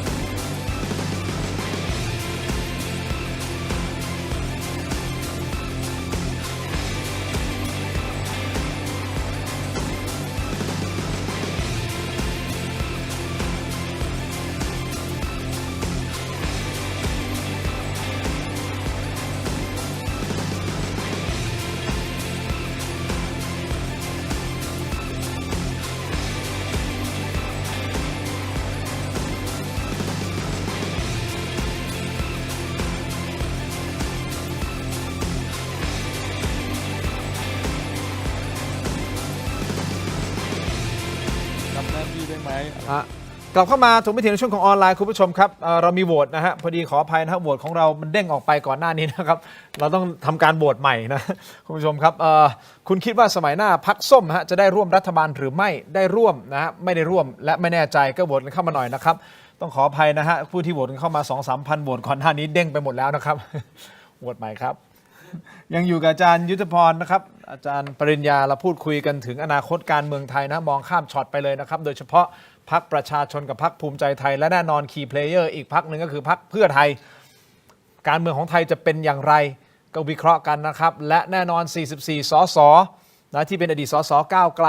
นะครับซึ่ง 44 ท่านนี้นะครับถูกแจ้งข้อกล่าวหากรณีร่วมกันเสนอและร่วมกันลงชื่อในร่างแก้ไขประมวลกฎหมายอาญามาตรา 112 นะซึ่งทางปปชก็เริ่มไต่สวนเป็นรายบุคคลไปนะฮะทีละคนรายบุคคลไปนะครับเพราะว่าแต่ละคนก็อาจจะมีไดนามิกหรือพฤติการที่แตกต่างกันไปนะครับซึ่งเรากำลังวิเคราะห์กันอยู่ว่าทำไมถึงมาช่วงนี้ตั้งข้อสังเกตว่าทำไมถึงมาช่วงนี้ช่วงที่มันอีกไม่กี่เดือนอีก 2-3 เดือนยุบสภาแล้วจะเข้าสู่การเลือกตั้งแล้วซึ่งคุยกับอาจารย์ปริญญากับอาจารย์ยุทธพรว่ามันจะมีผลกับการเลือกตั้งในครั้งหน้าหรือไม่ผมก็ถามนะครับว่าสุดท้ายเนี่ยจะเป็นเครื่องมือในการที่จะปั้นรูปแบบการเมืองในอนาคตให้ออกมาเป็นทางใดทางหนึ่งหรือไม่จากใครบางคนหรือไม่อันนี้ผมไม่แน่ใจผมไม่รู้แต่ผมถามทั้งสองท่านว่ามันมีโอกาสเป็นไหมอาจารย์ยุทธพรก็ชัดเจนบอกว่าก็ถ้าสมมุติฝันจินตนาการก็อาจจะใช่ ว่าเป็นเครื่องมือในการที่จะปั้นให้การเมืองออกมาไปทางใดทางหนึ่งคุณผู้ชมคิดเห็นอย่างไรนะฮะก็เขียนกันเข้ามาด้วยนะครับซึ่งอาจารย์ปริญญาบอกว่ามันมีโอกาสยุ่งได้ถ้าเกิดอาจารย์อาจจะต้องทนกันนิดนึงเพราะคุณผู้ชมหลายท่านก็ยังงงอยู่นะแล้วผมไม่อยากจะพูดสรุปเดี๋ยวอาจจะสรุปผิดคือความหมายคือว่าอาจารย์ปริญญากำลังจะบอกว่าถ้าศาลอาญารับศาลฎีกาโทษทีศาลฎีการับถูกไหมฮะแล้วก็ต้องมีการสั่งว่าให้หยุดปฏิบัติหน้าที่หรือไม่หยุดปฏิบัติหน้าที่ความจริงแล้วเนี่ยจะมีผลพวงตามรัฐธรรมนูญเนี่ยต้องหยุดปฏิบัติหน้าที่เว้นแต่ศาลจะมีคำสั่งเป็นอย่างอื่นไม่เหมือนศาลรัฐธรรมนูญนะถ้าเป็นการร้องคุณสมบัติเนี่ยศาลเนี่ยจะหยุดไม่หยุดก็ได้แต่ของกรณีของคดีจริยธรรมเนี่ยนะครับถ้าเป็นเรื่องจริยธรรมที่มาจากปปชเนี่ยรัฐธรรมนูญบอกเลยต้องหยุดปฏิบัติหน้าที่ถ้าเป็นสสให้หยุดปฏิบัติหน้าที่เว้นแต่ศาลจะมีคำสั่งเป็นอย่างอื่นทีนี้มันเป็นช่วงที่เรียกว่ามันเกี่ยวพันกับเรื่องการเลือกตั้งการสมัครสสแล้วการเป็นสสในการที่จะตั้งรัฐบาลหลังเลือกตั้งผมก็มองว่าถ้าหากว่าศาลรับคำร้องแล้วเนี่ยถ้ากระบวนการเหล่านี้มันเกิดขึ้นก่อนเลือกตั้งมีความเป็นไปได้มากว่าศาลท่านจะไม่สั่งท่านจะสั่งให้ไม่ต้องหยุดปฏิบัติหน้าที่เป็นไปได้มากเพราะว่าศาลยุติธรรมท่านจะพยายามเลี่ยงไม่กระทบกับเรื่องการเมืองถ้าสมมติเป็นอย่างนั้นจริงซึ่งเราสมมติกันนะฮะคุณผู้ชมถ้าสมมติศาลสั่งบอกว่าเฮ้ยไม่ต้องหยุดปฏิบัติหน้าที่คุณก็ปฏิบัติหน้าที่ต่อไปแล้วเข้าสู่การเลือกตั้งต่อไปแล้วพอเลือกตั้งอะไรคือแบบนี้มันดีแบบนี้มันดีในแง่ที่ว่าถ้าหากว่าผิดต้องพ้นตำแหน่งสสปฏิริษีก็เลื่อนขึ้นมาอย่างเงี้ยมันดูทำให้กระทบต่อเจตจำนงของประชาชนที่แสดงออกในการเลือกตั้งน้อยกว่าอีกครั้งหนึ่งนะครับสมมติศาลสั่งบอกว่าไม่ต้องหยุดปฏิบัติหน้าที่นะอาจารย์ยุทธพรคุณปฏิบัติหน้าที่ต่อไปคุณไปลงเลือกตั้งอะไรก็ว่าไปเสร็จปุ๊บพอเลือกตั้งตัวเลขออกมาเสร็จปั๊บเรียบร้อยเกิดศาลอ่านคำพิพากษาแล้วสมมติหลุดจากตำแหน่งใช่ไหมฮะถ้าเป็นบัญชีรายชื่อก็เลื่อนขึ้นมาอยู่ในตำแหน่งคุณก็หลุดออกไปบัญชีรายชื่อก็เลื่อนขึ้นมาคือจริงถ้าพ้นตำแหน่งไปเลยเนี่ยปัญหาน้อยคือผิดจริงตอนพิพากษาเลยเนี่ยแต่ระหว่างรับคำร้องแล้วหยุดปฏิบัติหน้าที่เนี่ยปัญหามันเยอะเพราะมันกระทบต่อการทำหน้าที่ในสภาโดยเฉพาะยิ่งในช่วงที่กำลังมีการตั้งรัฐบาลหลังเลือกตั้งด้วยอันนี้คือฉากทัศน์ที่1นะเดี๋ยวผมอธิบายคุณผู้ชมเข้าใจกับฉากทัศน์ที่1คือเป็นที่อาจารย์บอกว่าสมมติเกิดสั่งไม่ต้องหยุดปฏิบัติหน้าที่คุณไปเลือกตั้งเสร็จปุ๊บแล้วก็ศาลมีคำสั่งอาจจะมีฉากทัศน์อาจารย์ยุทธพรด้วยคือปปชอาจจะถ้ายุ่งนักก็ไปยื่นหลังเลือกตั้งเลยหลังเลือกตั้งเดี๋ยวเราค่อยมาว่ากันเอาแค่ก่อนสมมติก่อนก็ให้คุณผู้ชมได้เห็นภาพรวมทั้งหมดจะได้เข้าใจว่าเรากำลังพูดถึงอะไรอยู่นะครับเอาเป็นว่าฉากทัศน์ที่1ไม่ต้องหยุดปฏิบัติหน้าที่คุณปฏิบัติหน้าที่ต่อไป44 สสคุณก็จะไปใครจะลงสมัครเลือกตั้งใครอะไรก็ว่าไป25 คนแล้วก็ว่าไปพอโหวตออกมาปุ๊บสมมุติคุณได้กลับมาเป็นบัญชีรายชื่ออีกแล้วหลังจากที่ตัวเลขออกมาแล้วเลือกตั้งเสร็จแล้วเกิดศาลมีคำสั่งให้พ้นจากตำแหน่งคุณก็พ้นไปเลยพอพ้นไปเสร็จปุ๊บบัญชีรายชื่อ ลำดับถัดไป ครับ ก็จะขึ้นมาขยับขึ้น ผ มา มถึงวิเคราะห์ไปในช่วงเวลาที ซึ่ง วี ซึ่งขยับขึ้นมาเขาก็สามารถปฏิบัติห ว่า น้าที่ เขา ใน มี การ แนวโน้มจะสมัครในแบบบัญชีรายชื่อด้วยเหตุนี้ โอเค สมมติเป็น ครับ บัญชีรายชื่อปุ๊บก็บัญชีรายชื่อถัดไปก็ขึ้นมาเสร็จปุ๊บเขาก็สามารถที่จะโหวต ครับ นายกอะไรก็ว่า ครับ ไปถูกต้องไหมฮะ ครับ แต่อาจารย์ปริญญาจะบอกว่า และแบบเนี้ยมันจะดีกว่าให้หยุดปฏิบัติหน้าที่ เอาในแง่ของเจตนารมณ์ อ่ะ ของประชาชน สมมติหยุดปฏิบัติหน้าที่ ครับ แล้วศาลไม่ได้สั่งว่าห้ามหยุดปฏิบัติหน้าที่นะหมายถึงว่าศาลไม่ได้สั่งว่าไม่ต้องหยุดปฏิบัติหน้าที่คือหยุดปฏิบัติหน้าที่ เสร็จปุ๊บคาอยู่งั้นเลย ครับ ต่อให้ น เป็น นี้ยุ่ง เลือกตั้งอะไรไม่ได้เลย อันนี้ยุ่งเพราะว่าในแง่ของเจตจำนงของประชาชนเนี่ยมันจบที่หีบบัตรเลือกตั้ง อ่า ใช่ไหมครับ เราจะเลือกพักแดงพักส้มพักน้ำเงินหรือพักสีอะไรก็แล้วแต่เนี่ยทุกคนมี2ใบเท่ากันโอเคเว้นแต่คราวนี้อาจจะมี4ใบใช่ไหมแต่ว่ามีสสเขต1สสปาร์ตี้ลิสต์1แล้วก็จบลงด้วยจำนวนสสสูตรตั้งรัฐบาลเนี่ยนะครับถ้าไม่ผิดไปจากนี้ ถ้าไม่มีพรรคไหนขึ้นมาโดดเด่นมากมันก็มีแค่นี้แหละครับ คือไม่ส้มก็รวมส้มรวมกับแดงส้มรวมน้ำเงินหรือน้ำเงินรวมกับแดง ทีนี้พอพรรคส้มเกิดหายไป สมมติหยุดปฏิบัติหน้าที่ หาย25 เขาทำอะไรไม่ได้เลย 25 เกิดตัวเลขเนี่ยเขาชนะอันดับ1ชนะอันดับ2แค่ 20 อย่างเงี้ย เขาหยุดปฏิบัติหน้าที่นี่คือรายชื่อต่อมาไม่ขึ้นมานะ ใช่ครับ เขาฟรีซอยู่อย่างนั้น เพราะว่ายังไม่พ้นตำแหน่ง อันนี้คือความยุ่งไงผมเลยมองว่าศาลยุติธรรมท่านก็เห็นปัญหานี้ โอเค ท่านคงจะเลี่ยงไม่ให้เกิดเรื่องการเมืองแบบนี้ นั่นคือฉากทัศน์ที่ 1ฉากทัศน์ที่ 2 ก็อาจจะเป็นฉากทัศน์ของอาจารย์ยุทธพรที่ หลังเลือกตั้ง ให้ ซะเลย หลังเลือก หลังเลือกตั้งไปเลย หงเกตั้ง แล้วค่อยตัดสินอีกทีนึงว่าจะเป็นยังไงก็ว่าไปหลังเลือ ครั ก บ ตั้ง เมื่อเห็นตัวเลขต่างๆ ในการเลือกตั้งออกแล้วนะเพราะณวันนี้เนี่ยตัวเลข3พรรคนะครับก็คือพรรคประชาชนพรรคเพื่อไทย และพรรคภูมิใจไทยเนี่ยสำหรับสภาผู้แทนราษฎรชุดปัจจุบันนะครับรวมกันแล้วเนี่ยประมาณ 68%ของสสทั้งหมดนะแต่ในการเลือกตั้งข้างหน้าเนี่ยลืมว่าอาจจะมีพรรคที่ล้มหายตายจากไป อย่างน้อยวันนี้หลายคนก็พุ่งเป้าไปที่รวมไทยสร้างชาติละนะอาจจะไม่มีในการเลือกตั้งข้างหน้า พลังประชารัฐจะยังมีอยู่ไหมมีเหลือแค่เท่าไหร่อะไรต่างๆและคราวนี้พอถ้าเกิดการมารวมพรรคอะไรแบบเนี้ยครั้งหน้า3พรรคเนี่ยอาจจะไปอยู่ที่สัดส่วน 80%ถ้าเราคิดฐานจากสสชุดนี้นะครับ3พรรคตรงเนี้ยก็อยู่ที่ 80%เพราะฉะนั้น 80% หมายว่ากำหนดชี้นำทิศทาง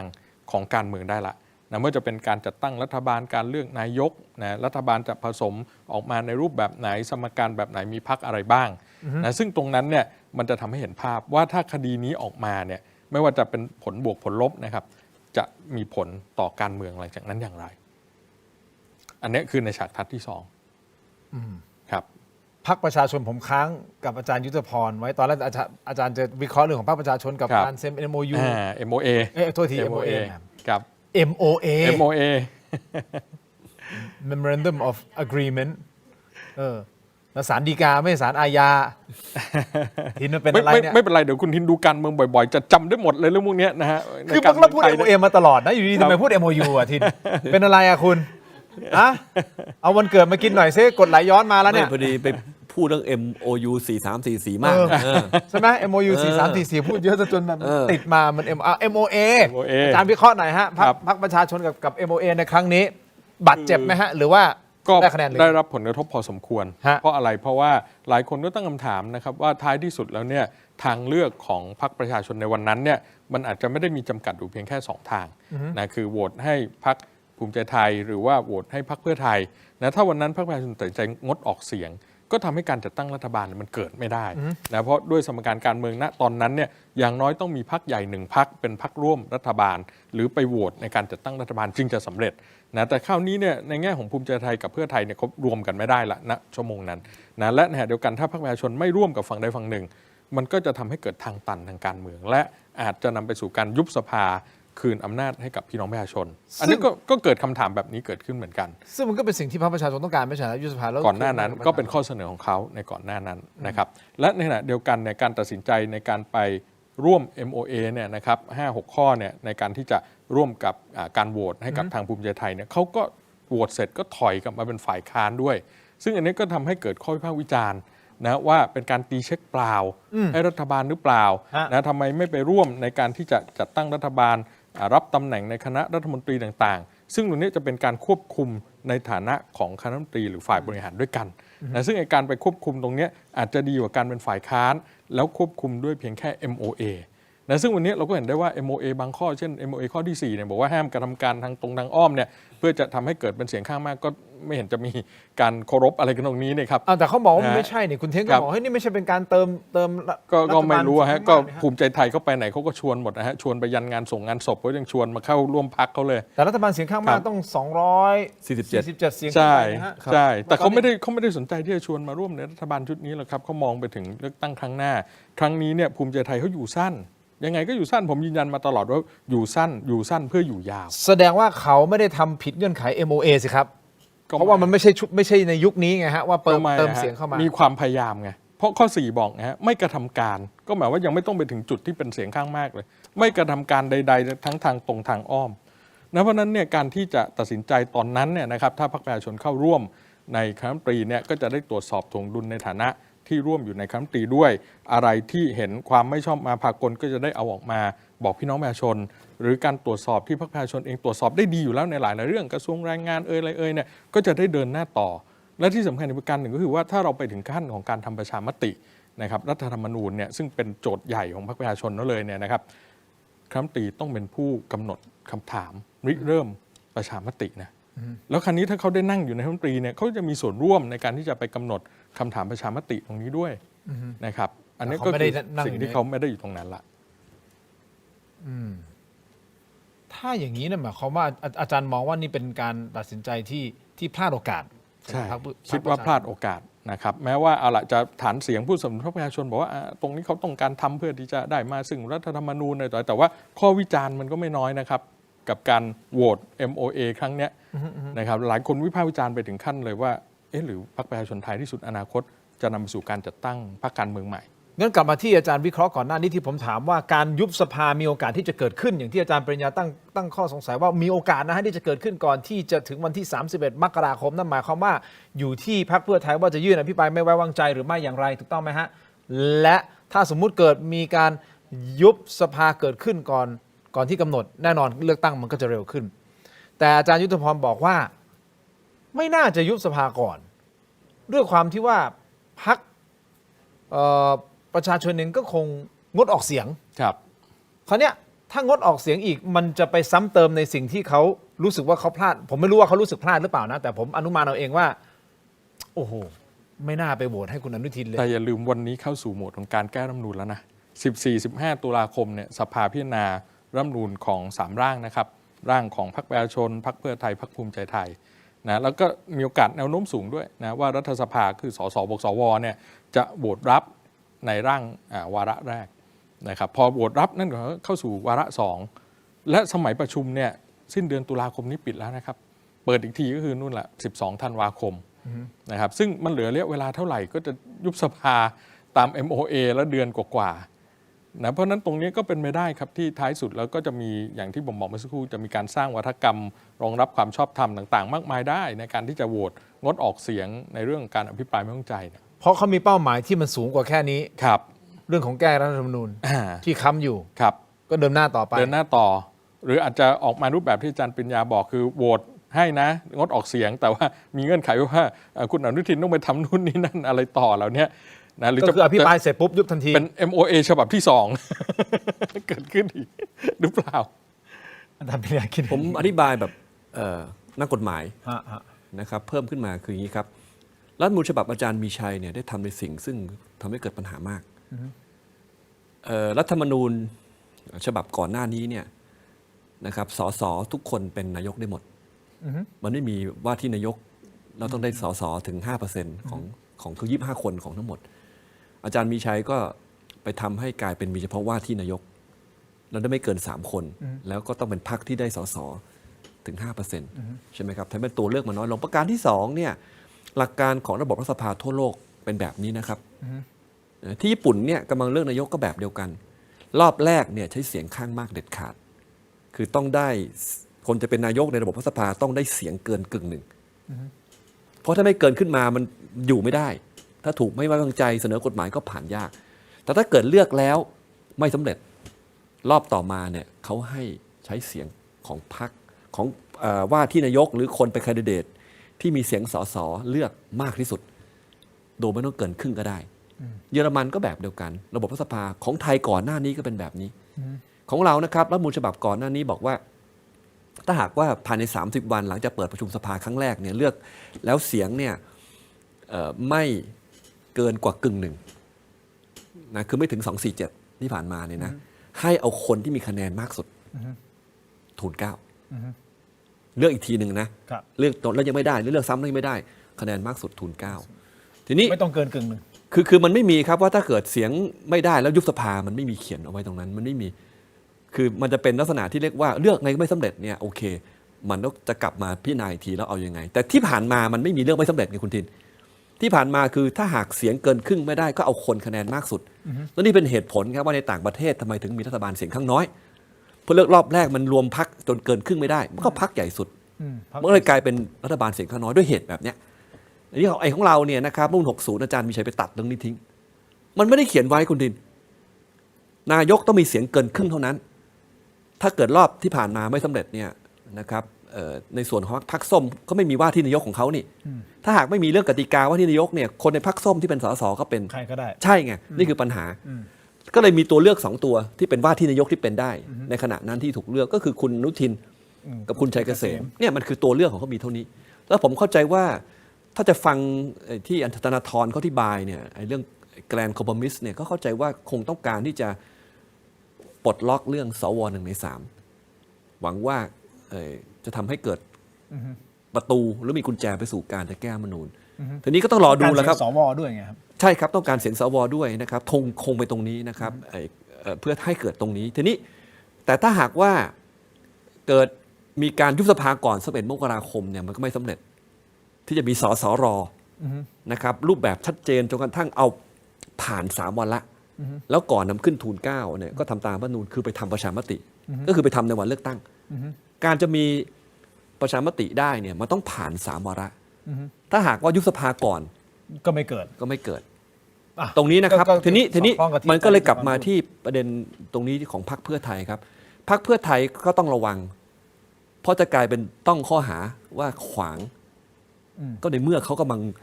พิจารณาสสรอยู่อ่ะคือผมเล่าให้ฟังโดยสรุปนะครับ3 พรรคเนี่ยเชื่อว่าน่าจะผ่านหมดเชื่อว่านะแล้วเขาจะไปรวมเป็นร่างเดียวคือ3 พรรคเนี่ยนะครับเหมือนกันในหลักการนะครับ ครับ คือให้รัฐสภาเลือกสสรเลือกไม่เลือกโดยตรงเพราะ3 นูนมาห้ามไม่เลือกโดยตรงนะฮะ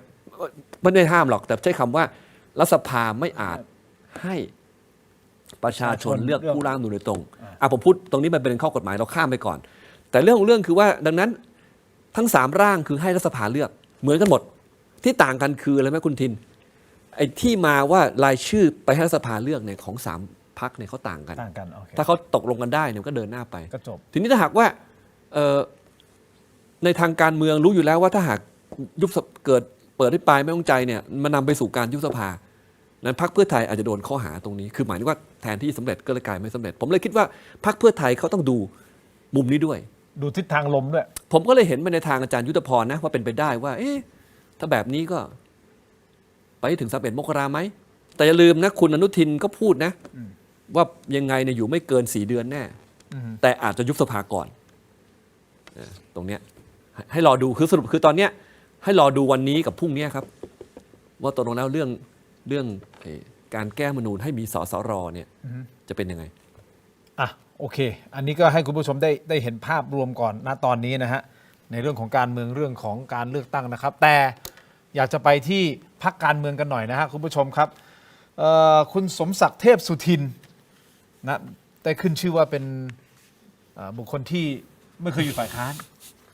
อยู่แต่ฝั่งรัฐบาลตอนนี้อยู่แล้วนะตอนนี้อยู่ฝ่ายค้านแล้วครับก่อนหน้านี้ฮะเขาบอกว่าเป็นคนที่อย่างรู้นะฮะเล่นการเมืองมา14 สมัยไม่เคยเป็นฝ่ายค้านถูกต้องไหมครับทิศทางการเมืองจะเป็นอย่างไรนะครับแล้วก็อยู่กับพรรคที่เป็นรัฐบาลเสมอมาครับโดยบางทีก็ไม่จำเป็นต้องเป็นแกนนำหลักด้วยนะแต่ก็อยู่เป็นรัฐบาลเสมอนะครับขอเพียงให้มีตำแหน่งรัฐมนตรีนะครับโดยล่าสุดคุณธนกิจไปเป็นเลขานุการรัฐมนตรีพม.ซึ่งท่านธนกิจจิตอารีรัตน์ก่อนหน้านี้ก็อยู่กับท่านสมศักดิ์มาตลอดถูกต้องไหมครับแล้วตอนนี้ไปอยู่พม.กับคุณอัคราพรหมเผ่าซึ่งเป็นน้องชายของร้อยเอกธรรมนัสพรหมเผ่านี่นะครับอยากทั้งสองท่านวิเคราะห์นิดนึงนะฮะว่าทำไมอยู่ดีเป็นเกมนี้หรือว่ามีอะไรที่มันแอบแฝงอยู่หลังจากนี้หรือเปล่าฮะอาจารย์ยุทธพรครับคือการเมืองไทยเนี่ยมันมีคำกล่าวอยู่อันหนึ่งเขาบอกว่าพรรคเดียวกันแต่คนละพวก แล้วก็พวกเดียวกันแต่คนละพรรคนะเพราะฉะนั้นเนี่ยการโยกย้ายไปมาต่างๆสสเนี่ยมันเป็นปรากฏการณ์ที่เราเห็นอยู่โดยตลอดอยู่แล้วครับนะหรือแม้กระทั่งการไปดำรงตำแหน่งโน่นนี่นั่นต่างๆเดี๋ยวก็เอาเข้าเอาออกขยับกันไปขยับกันมาเนี่ยแม้กระทั่งพรรคภูมิใจไทยเนี่ยหนึ่งในคนก่อตั้งคือคุณสมศักดิ์เทพสุทินนะนี่คือคนก่อตั้งพรรคภูมิใจไทยนะว่าอันนี้ก็คือสิ่งที่สะท้อนให้เราเห็นครับว่าทุกอย่างเนี่ยมันพลิกเปลี่ยนอะไรไปมาได้โดยตลอดอยู่แล้วนะครับเพราะนั้นเนี่ยกระบวนการในการที่เราจะเห็นคนจากขั้วหนึ่งไปดำรงตำแหน่งขั้วหนึ่งสุดท้ายกลับมาอีกอะไรต่างๆเหล่านี้มันเกิดขึ้นได้หมดนะคราวนี้ตอนนี้ทุกพรรคก็ต้องประกาศตัวเลขปักธงกันทั้งนั้นแหละครับนะเพื่อไทยประกาศ200ในขณะที่พรรคประชาชนไป250เลยนะแถมด้วยสสบัญชีรายชื่ออีกสัก20 ล้านนะครับตรงนี้ก็คือเป้าหมายที่ทุกพรรคประกาศกันหมดแต่สุดท้ายจะไปถึงไหมอันนั้นเป็นอีกเรื่องหนึ่งในสนามเลือกตั้งนะครับเพราะฉะนั้นเนี่ยโอกาสที่จะไปถึงเป้าที่แต่ละพรรคประกาศเนี่ยถ้ารวมทุกพรรคเนี่ยเป็นพันที่นั่งสสเนี่ย เป็นพันที่นั่งต้องขยายสภา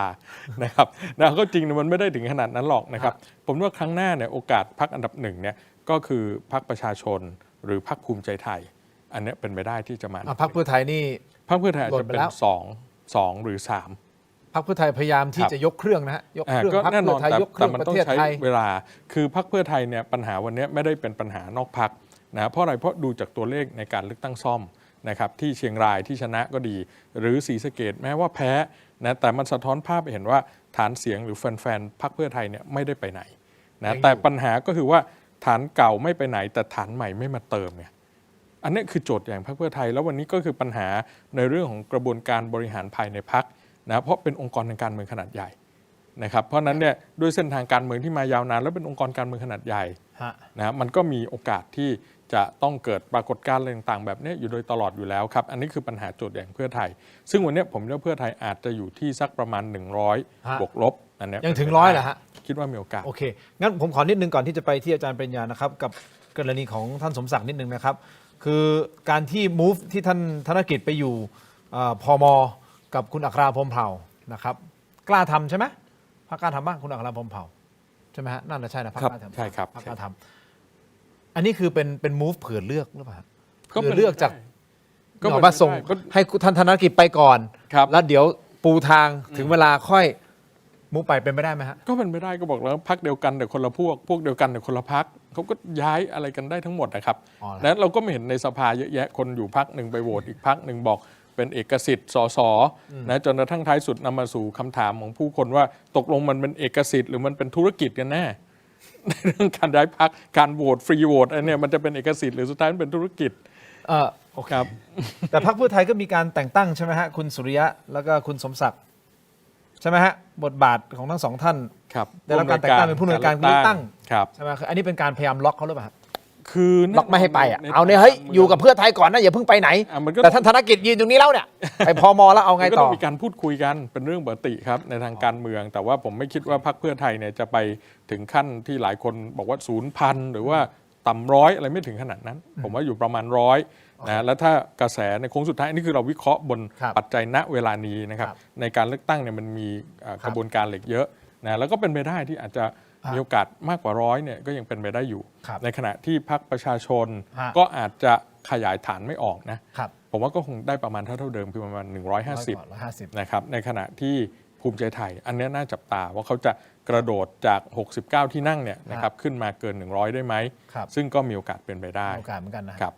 คุณผู้ชมครับผมขออนุญาตไปภาพเมื่อสักครู่นี้นะก่อนที่จะไปที่อาจารย์ปริญญานะอาจารย์ปริญญาสังเกตว่าบนเวทีตรงนี้ฮะที่เวลายืนขึ้นแน่นอนเราก็ต้องดูว่าแถวหน้ามีใครยืนกันบ้างแล้วที่สำคัญใครยืนข้างๆ key person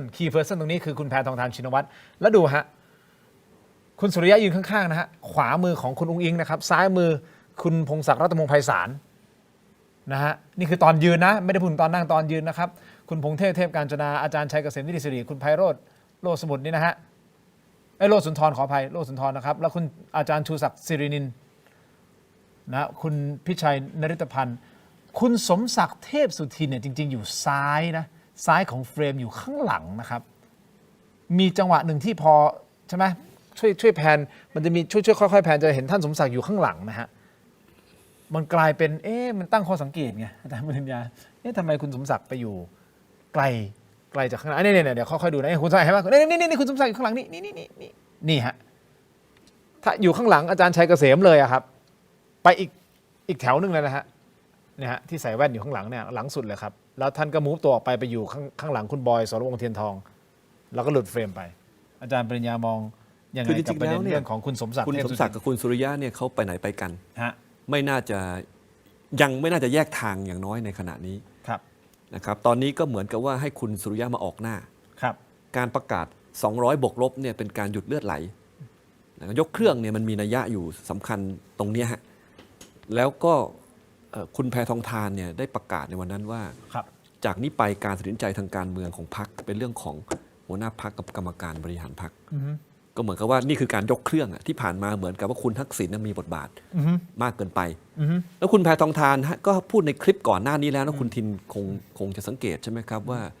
คุณแพทองธารบอกว่าถึงแม้ดิฉันจะไม่ได้เป็นว่าที่นายกแล้ว ครับ ก็แปลว่าตรงเนี้ยเป็นการประคับประคองให้เลือดหยุดไหลนะครับแล้วก็ต้องรอดูว่า3คนของเขาที่เป็นว่าที่นายกเนี่ยจะเป็นใครบ้าง แต่ว่าจะเห็นได้เลยว่าในการรักษาจำนวนสสเนี่ยให้ดีที่สุดนะครับคือไม่ลงจากอันดับ2หรือถ้าเป็นอันดับ3มาเนี่ยก็ไม่ห่างจากอันดับ2มากเกินไปเนี่ยคุณสุริยะเป็นกำลังสำคัญนะครับทีนี้คุณสมศักดิ์เนี่ยทำไมถึงไม่คือเอางี้คุณทินถ้าเราไปถ่ายรูปมียืนหลายชั้นเนี่ยคนแถว2แถว3มันต้องหาช่องให้เห็นหน้าอันนี้มันเจตนา แต่ตอนนั่งอยู่ข้างๆคุณภูมิธรรมเลยนะ ตอนนั่งไม่แปลก ตอนนั่ง แต่ตอนถ่ายรูปเนี่ยมันก็ว่า ถ่ายรูปมัน คือถ้าพูดเหมือนกับว่าคุณสมศักดิ์เนี่ยนะครับก็มีเผื่อไว้อะว่าทางไปเนี่ยไม่ได้มีทางเดียวนะแล้วก็เผลอๆเนี่ยไม่ได้อยู่กับภูมิใจไทยด้วยนะถ้าไม่อยู่เพื่อไทยอาจจะมาทางกล้าทำหรือไม่แต่ขณะเนี้ยเขาอยู่กับเพื่อไทยก็อย่างที่ผมเรียนไปไงฮะว่าท่านธนกฤษไปอยู่กับทีนี้เนี่ยต้องกล้าทำแล้วถ้าวิเคราะห์เนี่ยคุณสุริยะคุณสมศักดิ์เนี่ยเขาก็วิเคราะห์การเมืองที่ผ่านมาขาดตลอดถูกครับว่าอยู่พรรคไหนจะเป็นรัฐบาลฮะคือการที่เอางี้เขาก็มีตัวเลือกแค่ส้มกับแดงโทษทีแค่แดงกับน้ำเงินไปน้ำเงินอาจจะไปยากเพราะว่าเหมือนกับมันมีที่ทางอยู่แล้ว คืออย่าลืมว่าคุณสมศักดิ์คุณสุริยะเนี่ยเขาเป็นกลุ่มการเมืองที่เขามีฐานที่มั่น มีสสมีกำลังของตัวเอง คือถ้ามาก็ไปเป็นมุ้งเป็นก้อนทำให้อาจจะเข้าไปอยู่ในภูมิใจไทยอาจจะไม่ง่าย อาจจะมองว่าโอกาสของการที่คุณอนุทินจะเป็นนายกต่อแล้วจะมาชวนเพื่อไทยไปร่วมรัฐบาลมีมากกว่าอ๋อเหรอฮะอาจารย์คิดว่าเป็นไปได้ใช่ไหมฮะเขาคงวิเคราะห์ทำนองแบบนี้ภูมิใจไทยมีโอกาสที่จะจับมือกับเพื่อไทยในการเลือกตั้งครั้งหน้าเพื่อที่จะกลับมาเป็นรัฐบาลร่วมกันทั้งที่ตอนนี้ก็ตีกันยับเลยนะฮะคือมันไม่มีใครได้คะแนนไม่น่าจะมีใครได้คะแนนเบ็ดเสร็จแลนสไลด์ไม่น่าจะมีนะครับแม้ว่าพรรคส้มเขาประกาศตัวเลขนี้ก็แบบเดียวกับเพื่อไทยประกาศในการเลือกตั้งปี66คือถ้าดูทีนี้ต้องพูดว่าเราพูดณวันนี้นะ14ตุลาคม2568นะครับมันยังกว่าจะเลือกตั้งเนี่ยมันถ้าหากว่าคือเลือกตั้งคือ29มีนาคม69ถ้าหากว่าคุณอนุทินยุบสภา31มกราคมงั้นคะแนนมันขยับได้ยังมีขึ้นมีลงได้อีกใช่ไหมครับแต่ดูณขณะนี้นะครับเชื่อว่าไม่มีใครได้คะแนนถึงครึ่งต้องจับมือกันเพราะ3พรรคเนี่ยเรายังเป็นการเมืองแบบ3เศร้าหรือ3ก๊กอยู่เพราะก็มีแค่เนี้ยที่1ได้สิทธิในการเลือกก่อนอันนี้เป็นธรรมเนียมที่แข็งแรงของการเมืองไทยนะมารยาทเนี่ยให้พรรคอันหนึ่งตั้งก่อนงั้นถ้าเกิดสมมติพรรคส้มถ้าตามโพลไม่เปลี่ยนเนี่ยพรรคส้มมาที่1เขาก็จะเลือกไงว่าจะไปจับมือกับเพื่อไทยหรือจับมือภูมิใจไทยแต่สมมติเกิด2พรรคนี้เขาจับมือกันไว้ก่อนนะน้ำเงินกับแดงบอกถ้าส้มมาชวนเราอย่าไปนึกออกไหมครับโดนโดดเดี่ยวอีกคือคุณสมศักดิ์หรือคุณสุริยะคิดแบบนี้หรือเปล่าว่าโอกาสของส้มจะชวนเพื่อไทยมากกว่าจะไปชวนภูมิใจไทยแล้วโอกาสของภูมิใจไทยจะชวนเพื่อไทยอาจจะมากกว่าส้มหรือเปล่าอะไรแบบนี้ผมเข้าใจว่าในเมื่อตัวเลือกเขามีเพียงเท่านี้นะครับเขาก็เลยอยู่เพื่อไทยไปแล้วเพื่อไทยเนี่ยต้องการเขามากเพราะถ้าไม่มีกลุ่มของคุณสมศักดิ์คุณสุริยะเนี่ยเพื่อไทยก็จะเรียกว่าลำบากมากเลยจะต่ำลงมากว่า100ไปเยอะเลยตอนนี้ยังอยู่ในสถานะที่เรียกว่า ตัวเลขแตะร้อยหรือเกินหน่อยๆยังเป็นไปได้อยู่นะใช่ไหมครับอยู่ที่ว่าจะทำยังไงต่อ ทีนี้เรื่องกระแสนี่สำคัญนะคุณทินสสเขตมี 80% คือ400 คน ครับ ในระบบบ้านใหญ่ที่มันสูสีกันเนี่ยในพื้นที่ต่างๆเนี่ยสุดท้ายชนะด้วยกระแสกระแสมันคือกระแสพรรคกับว่าที่นายกด้วย ให้รอดูตรงนี้พรุ่งนี้ผมว่าคุณน้ำศักดิ์ก็คงแทงเพื่อไทย แล้วก็คง น่าสนใจ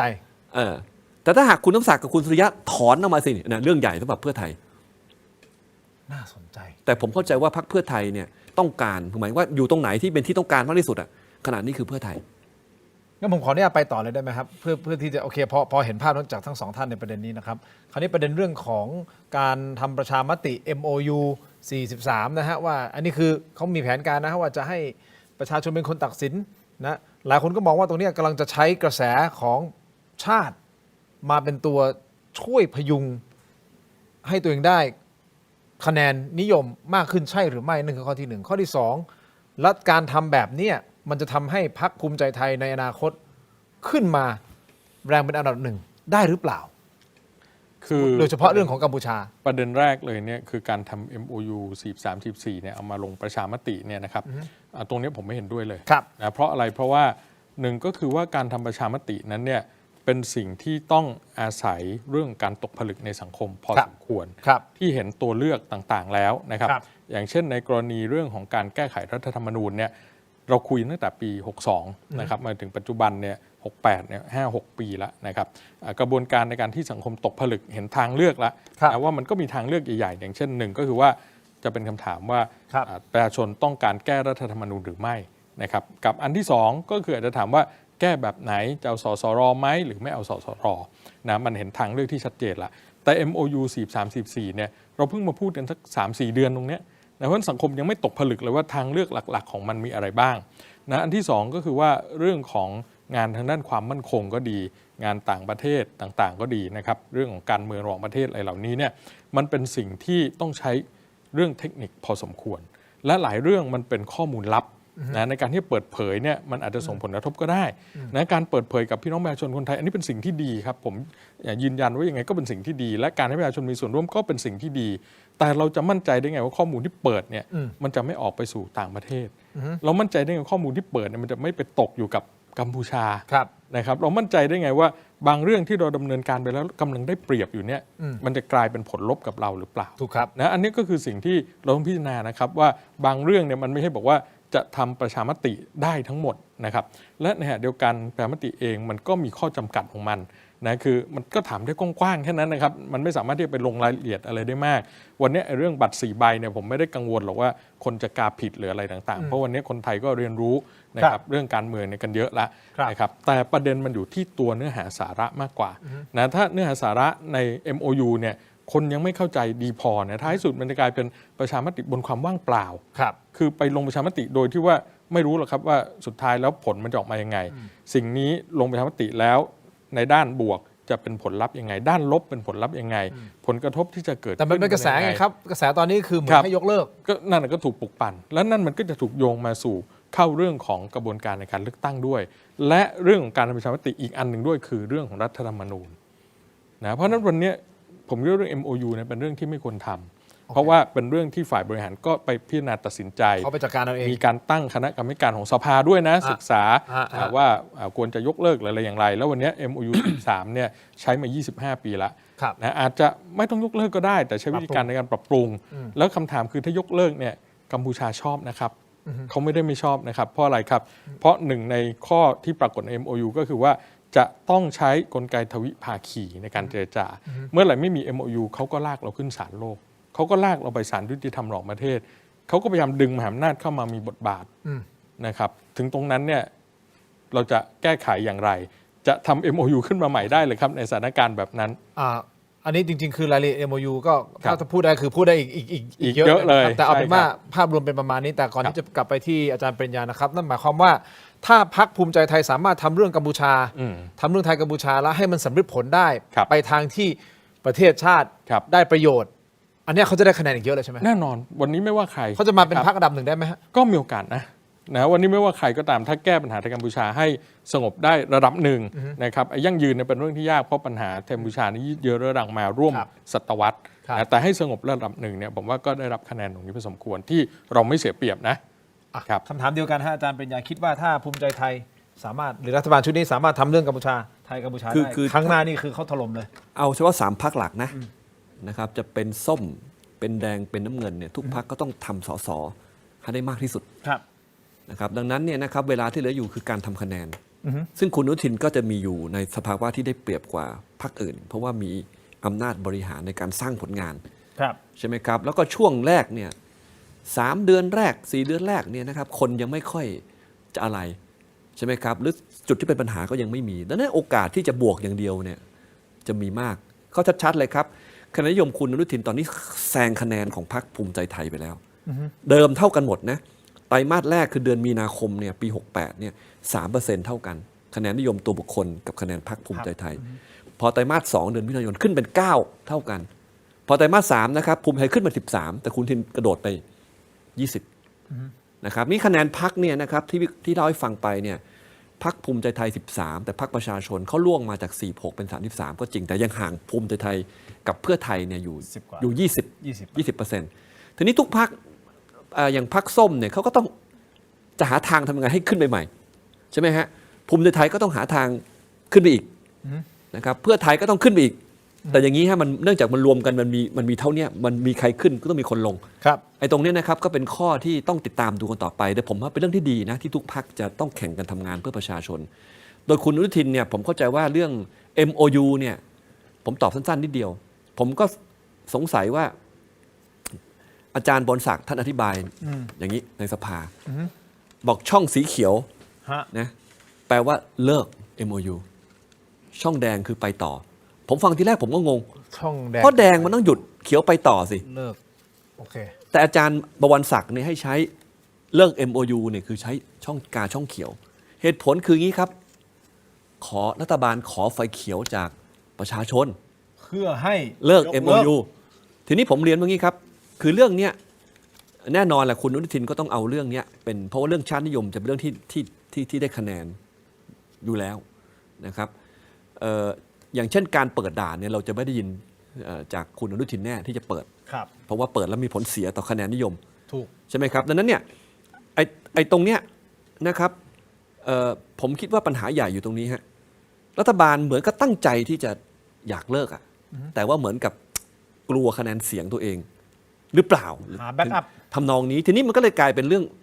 การเมืองไปไงถูกไหมฮะพอมาขอไฟเขียวคำถามเนี่ยคือข้อแรกคือรัฐบาลต้องบอกมาว่าถ้ารัฐบาลอยากเลิกจนถึงกับมาขอไฟเขียวเนี่ยรัฐบาลจะมีอะไรให้แทน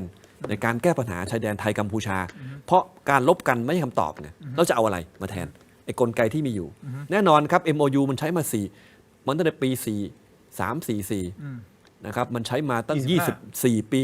25 ปีเข้าไปแล้วใช่ไหมครับมันก็ต้องมีการทบทวนอยู่ อั แล้ว ปเดต อัปเดต เฟิร์มแวร์หน่อย ดังนั้นเนี่ย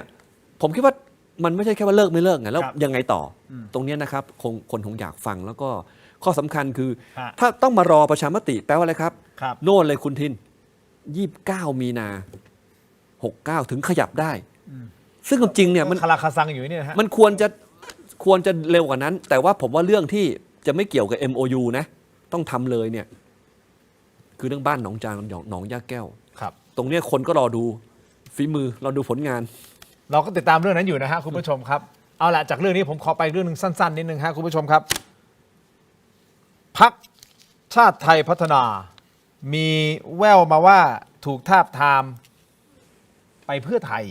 โดยเฉพาะคุณวรวุฒิศิลปะอาชาหัวหน้าพรรคให้ย้ายไปอยู่ แล้วอาจจะเป็นแคนดิเดตนายกรัฐมนตรีของพรรคเพื่อไทย ทั้งสองท่านมองอย่างไรครับในประเด็นนี้ แต่ก่อนที่จะฟังคำตอบคุณผู้ชมครับผมขออนุญาตขายของแป๊บเดียวนี่ฮะอาจารย์ครับ นี่หมายถึงว่าเราพูดกันเยอะเลยต้องอม ใช่ฮะพูดคุยกันมานานฮะขอขอบคุณเม็ดอมซิงค์พลัสผลิตภัณฑ์ไมบาซินจากเกรเตอร์ฟาร์มานะครับมี 3 สูตรที่มีคุณประโยชน์จากวิตามินหลากหลายชนิดครับเม็ดอมซิงค์พลัสวิตามินซีและโคคิวเทนกลิ่นองุ่นมะนาวนะครับเม็ดอมซิงค์พลัสลูทีนและบิวเบอรี่กลิ่นแบล็คเคอร์เรนต์เม็ดอมซิงค์พลัสเบต้ากลูแคนกลิ่นสตรอเบอรี่ครับซิงค์มีส่วนช่วยในการทำหน้าที่ของระบบภูมิคุ้มกันและกระบวนการต่อต้านอนุมูลอิสระถ้าเจ็บคอไอหรืออยากเสริมภูมิคุ้มกันนะครับเลือกไมบาซินจากเกรเตอร์ฟาร์มา หาซื้อได้ที่ร้านสะดวกซื้อซูเปอร์มาร์เก็ตและร้านขายยาทั่วประเทศนะครับบายบาซินจากเกรเตอร์ฟาร์มาก้าวสู่60 ปีอย่างมั่นคงและยั่งยืนนะครับขอบคุณมากครับไมบาซินนะฮะผมขออนุญาตต่อเลยนะฮะจากไมบาซินหลังจากอมไปแล้วนะครับดมกันต่อเลยฮะอาจารย์ครับขออนุญาตครับอาจารย์ครับขออนุญาตนะครับ ดมกันจนมีนายกคนใหม่ยังดมไม่หมดเลยเนี่ย เอ๊ะทำไมนี่เวอร์ชั่นใหม่เหรอฮะ เวอร์ชัน สีดำ ใหม่อาจารย์นะฮะฉลากสีชมพูนี่นะครับยาดมสมุนไพรตรามังกรทอง สูตรดอกไม้หอมนะครับได้รับรางวัล Premium Herbal Products และผลิตภัณฑ์สมุนไพรคุณภาพปี 2568 จากกรมการแพทย์แผนไทยและการแพทย์ทางเลือกครับบรรเทาการวิงเวียนศีรษะหอมเย็นชื่นใจจากอ้วยอันโอสถนะครับขอบคุณมากๆเลยครับโอ้หอม รสนุ่มขึ้น นุ่มนะ รสนุ่มขึ้นนะ ฮะสูตรดอกไม้หอมนะครับ คุณผู้ชมครับ ไปต่อกันที่ Seagull Electric นะครับเครื่องใช้ไฟฟ้าขนาดเล็กที่ตอบโจทย์นะครับทุกการใช้งานเลยครับสร้างสรรค์เมนูได้อย่างเชฟมืออาชีพหม้ออัดแรงดันไฟฟ้าแบบตั้งโปรแกรมได้ 6 ลิตร ระบบดิจิทัลอัจฉริยะควบคุมอุณหภูมิและเวลาได้อย่างแม่นยำนะครับทำให้เรายกระดับมื้อธรรมดาให้เป็นมื้อพิเศษนะครับ Seagull Electric นะฮะเครื่องใช้ไฟฟ้าขนาดเล็กขอบคุณมากๆเลยนะครับนี่ของดีนะครับจาก Seagull Electric ครับต่อกันที่กรดไหลย้อนนะครับต้องวันเกิดครับยาบรรเทาอาการแสบร้อนกลางอกครับอาหารไม่ย่อยเนื่องจากกรดไหลย้อนเพราะฉะนั้นเวลาคุณมีกรดไหลย้อนต้องวันเกิดยาบรรเทาอาการแสบร้อนกลางอกอาหารไม่ย่อยเนื่องจากกรดไหลย้อนนะครับขอบคุณมากๆเลยนะครับต่อกันด้วยเบรกครับก้าวล้ำไปอีกขั้นครับ Compact Brake ครับก้าวล้ำไปอีกขั้นกับนวัตกรรมความปลอดภัยล่าสุดนะฮะ Compact Primo Gen 2 สูตรผ้าเบรกเกรดพรีเมียมครับมาพร้อมกับเทคโนโลยีใหม่ Zero Water Absorption Technology ที่เพียบพร้อมด้วยมาตรฐานความปลอดภัยระดับโลกนะครับพร้อมแล้วที่จะทำทุกเส้นทางของคุณอยู่ในคอนโทรลของคุณนะครับจัดจำหน่ายแล้ววันนี้ที่ร้านอะไหล่ชั้นนำทั่วประเทศและ Compact Premium Center นะครับ Compact Primo Gen 2 All in Control ขอบคุณมากๆเลยนะครับและนวัตกรรมใหม่เช่นเดียวกันอันนี้ฮะนวัตกรรมใหม่ BrainTech Tri Screen นะครับนี่เป็นจอเสริมสุดล้ำนะครับที่สามารถทำงานพร้อมกันได้ถึง4หน้าจออาจารย์ทั้งสองท่านก็มองหน้าจอของตัวเองนะครับคือพร้อมๆกัน4หน้าจอในเวลาเดียวกันครับด้วยความคมชัดระดับ Full HD และการเชื่อมต่อที่ง่ายสุดๆครับเพียงเสียบสาย USB Type C เข้าไปก็พร้อมใช้งานทันทีครับน้ำหนักเบาฮะพกพาสะดวกด้วยนะครับกดเข้าไปที่หน้า Facebook Tero Digital นะฮะใน Facebook Tero Digitalอย่าพลาดนะครับตอนสั่งซื้อใส่โค้ด Let's Play AI Let's Play AI รับส่วนลดทันที 2,000 บาทนะครับมี2ขนาดให้เลือกด้วยกันฮะขนาด14นิ้วกับ16นิ้วนะครับ14นิ้วคือตัวที่เราแสดงอยู่ณตอนนี้นะฮะ4หน้าจอฮะ1 2 3แล้วก็ตรงนี้หน้าจอคอมคุณเป็น4หน้าจอทำงานอย่าง ไม่แจกจอมั้งนะฮะ อาจารย์ไม่ใช่คนแรกแล้วผมเชื่อไม่ใช่คนสุดท้ายที่ถามผมแบบนี้นะฮะผู้บริหารครับแจกหน้าจอไหมครับตอนนี้นะเรามีถกไม่เถียง Line Open Chat แล้วนะครับชื่อว่าบ้านถกไม่เถียง Fandom นะฮะบ้านถกไม่เถียง Fandom สแกน QR Code หน้าจอตอนนี้นะครับเป็นพื้นที่เล็กๆแต่อบอุ่นครับสำหรับแฟนๆรายการที่อยากจะพูดคุยแลกเปลี่ยนสนุกไปกับคอนเทนต์ Exclusive ก่อนใครนะครับก็สแกน QR Code ร่วมมาเป็นเพื่อนกันในบ้านถกไม่เถียง Fandom ณตอนนี้นะครับขอบคุณมากๆเลยนะครับมาสร้างรอยยิ้มไปพร้อมๆกันนะครับและอีกหนึ่งเรื่องฝากด้วยนะครับคุณผู้ชมครับไปที่ Shopee ตอนนี้ฮะShopee ตอนนี้หรือไปที่ TikTok ก็ได้นะครับพิมพ์คำว่า CHOL ชนฮะ CHOL ชนครีมทามือครับนี่คือครีมทามือสูตรน้ำมันหอมระเหยนะครับคุณผู้ชมครับมือพังซ่อมได้ซ่อมแซมฟื้นฟูลดริ้วรอยนะครับใช้น้ำมันหอมระเหยแท้ข้างในนะฮะ 100% แล้วครับน้ำมันหอมระเหยแท้ครับไม่มีน้ำหอมนะครับเป็นสูตรฟื้นฟูบำรุงนะครับของธรรมชาติอย่างแท้จริงไม่มีน้ำหอมไม่มีสารสงเคราะห์ใดๆนะครับไฮยาลูรอนิกนะฮะสารสกัดจากพิโอนี่แล้วก็มีสารสกัดอื่นๆอีกมากมายนะครับเป็นครีมทามือที่อยากจะให้ทุกท่านเปิดใจลองครับเข้าไปที่ Shopee พิมพ์คำว่า CHOL ชนครีมทามือนะฮะลองดูฮะมีโปรโมชั่นต่างๆนะครับกลิ่นหอมด้วยขอบอกของดีนะครับขอบคุณมากๆเลยนะครับเอาละทั้งสองท่านคิดว่าชาติไทยพัฒนาที่ถูกทาบทามจากพรรคเพื่อไทยนี่คือรายงานข่าวนะครับอาจารย์ปริญญาคิดว่า เขายอมรับนี่เขายอมรับแล้ว ว่าเป็นนายก แต่เขาต้องคุยกัน10 คน เป็นนายกด้วย คุณ เป็นแคนดิเดตนายก คุณวราวุธคือจริงๆแล้วเนี่ยถ้าจะเป็นจริงเนี่ยนะครับก็เข้าใจได้เพราะว่าพรรคเพื่อไทยเขาต้องการคนไปดีเบต ฮะ ยุคนี้ต้องเป็นคนที่เรียกว่าดีเบตได้อะ อ๋อ นะแล้วก็ทันควันแล้วก็คนรุ่นใหม่คุณท็อปก็มีครบเครื่องในตรงจุดนี้ก็ไปเสริมจุด ที่อาจจะไม่เด่น เพราะเรายังไม่เห็นตัวว่าที่นายกของเขานะครับ ครับ แล้วประการที่สองเนี่ยเห็นไหมครับเขาแถลงวันนั้นเนี่ยเปิดตัวเนี่ยเขาเว้นสุพรรณบุรีกับนครปฐมไว้นี่ผมทราบว่าอย่างนั้นใช่ไหม น่าจะนะเห็นเว้น เขา อยู่ เคย ปะ ได้ยินครับได้ยินเว้นไว้ก็แปลว่าเขาก็จะมีเสียงแน่ๆถ้าเอาตามปัจจุบันถ้าเท่าเดิมคือ10 เสียงที่ยืนพื้นไว้ที่แต่เราไม่ทราบนะว่า10 คนเนี้ยจะมาใส่เสื้อเพื่อไทยลงสมัคร หรือยังคงเป็นพรรคชาติไทยพัฒนาแบบเดิมแล้วคุณท็อปมาแค่ มาแค่ตัว ว่าที่นายกไม่ทราบเรื่องนี้เราคือต้องรอคำตอบจากทางพรรคชาติไทยพัฒนาเขาเอง แต่ว่าง่ายคืออันนี้ก็เป็นสิ่งที่เรียกว่าพรรคเพื่อไทยเขามีพันธมิตรละนะครับ อย่างแนบแน่นด้วย ไม่แข่งกันเอาง่ายๆครับ คือในสมัยปี66เนี่ยคุณทินรู้ไหมว่าในสสแบบเขตเนี่ย5 เขตของสุพรรณบุรีเนี่ยพรรคชาติไทยพัฒนาเขากวาดเรียบ5 เขต แต่คะแนนบัญชีรายชื่อเนี่ยพรรคชาติไทยพัฒนามาที่3นะที่ 1 คือพรรคก้าวไกลที่ 2 คือเพื่อไทย ส่วนในแบบแบ่งเขตเนี่ยนะครับแม้ว่าพรรคชาติไทยพัฒนาจะกวาดเรียบ5 เขต แต่ที่2กับ3เนี่ยคือเพื่อไทยกับพรรคก้าวไกลนะสมมติว่าเขาพันธมิตรกับเพื่อไทยก็แปลแล้วครับไม่แข่งกันเองละ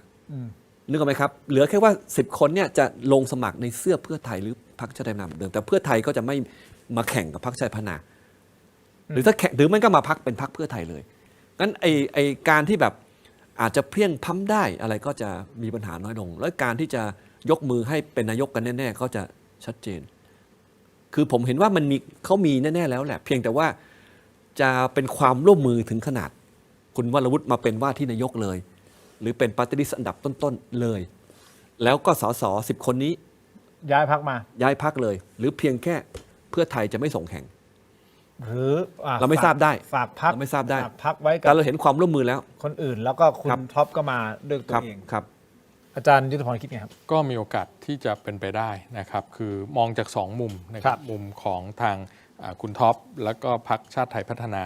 นะครับกับมุมของพรรคเพื่อไทยนะครับในมุมของคุณท็อปและชาติไทยพัฒนาเนี่ยต้องบอกว่าโอกาสที่พรรคการเมืองขนาดเล็กเนี่ยจะขยายตัวเนี่ยภายใต้กติกาทางการเมืองแบบนี้บริบทการเมืองแบบนี้มันก็เป็นเรื่องที่ยากนะครับแคนดิเดตนายกเนี่ยก็ยังไม่สามารถที่จะถูกเสนอในสภาได้เลยถ้าคะแนนเสียงไม่ถึง5%นะครับกลมๆคือประมาณ25 คนนะวันนี้ชาติไทยพัฒนาเขามี10แล้วก็แนวโน้มเนี่ยก็จะมีโอกาสเป็นพรรคเฉพาะถิ่นมากขึ้นเรื่อยๆนะครับเพราะนั้นเนี่ยการจะต้องมีช่องทางของเขาในการที่จะไปสู่เส้นทางทางการเมืองเนี่ยมันก็อาจจะเป็นทางเลือกหนึ่งนะเช่นอาจจะไม่ได้มาทั้งพรรคนะมาเฉพาะคุณท็อปมาเป็นบัญชีรายชื่อและนั่งแคนดิเดตก็เป็นได้หรือจะมาแบบยกพรรคก็เป็นไปได้นะอันนี้ไม่รวมถึงความสัมพันธ์ส่วนตัวนะครับของคุณท็อปกับทาง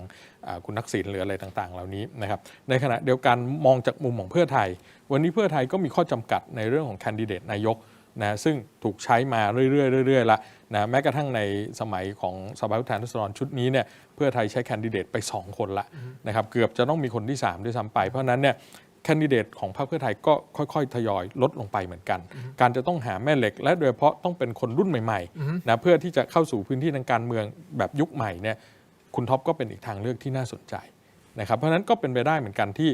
พรรคเพื่อไทยก็อาจจะไปทาบทามหรือหยิบจับตรงนี้ขึ้นมานะครับส่วนสมการจะออกมาแบบไหนคือมาทั้งพรรคหรือว่าจะมาเฉพาะตัวบุคคล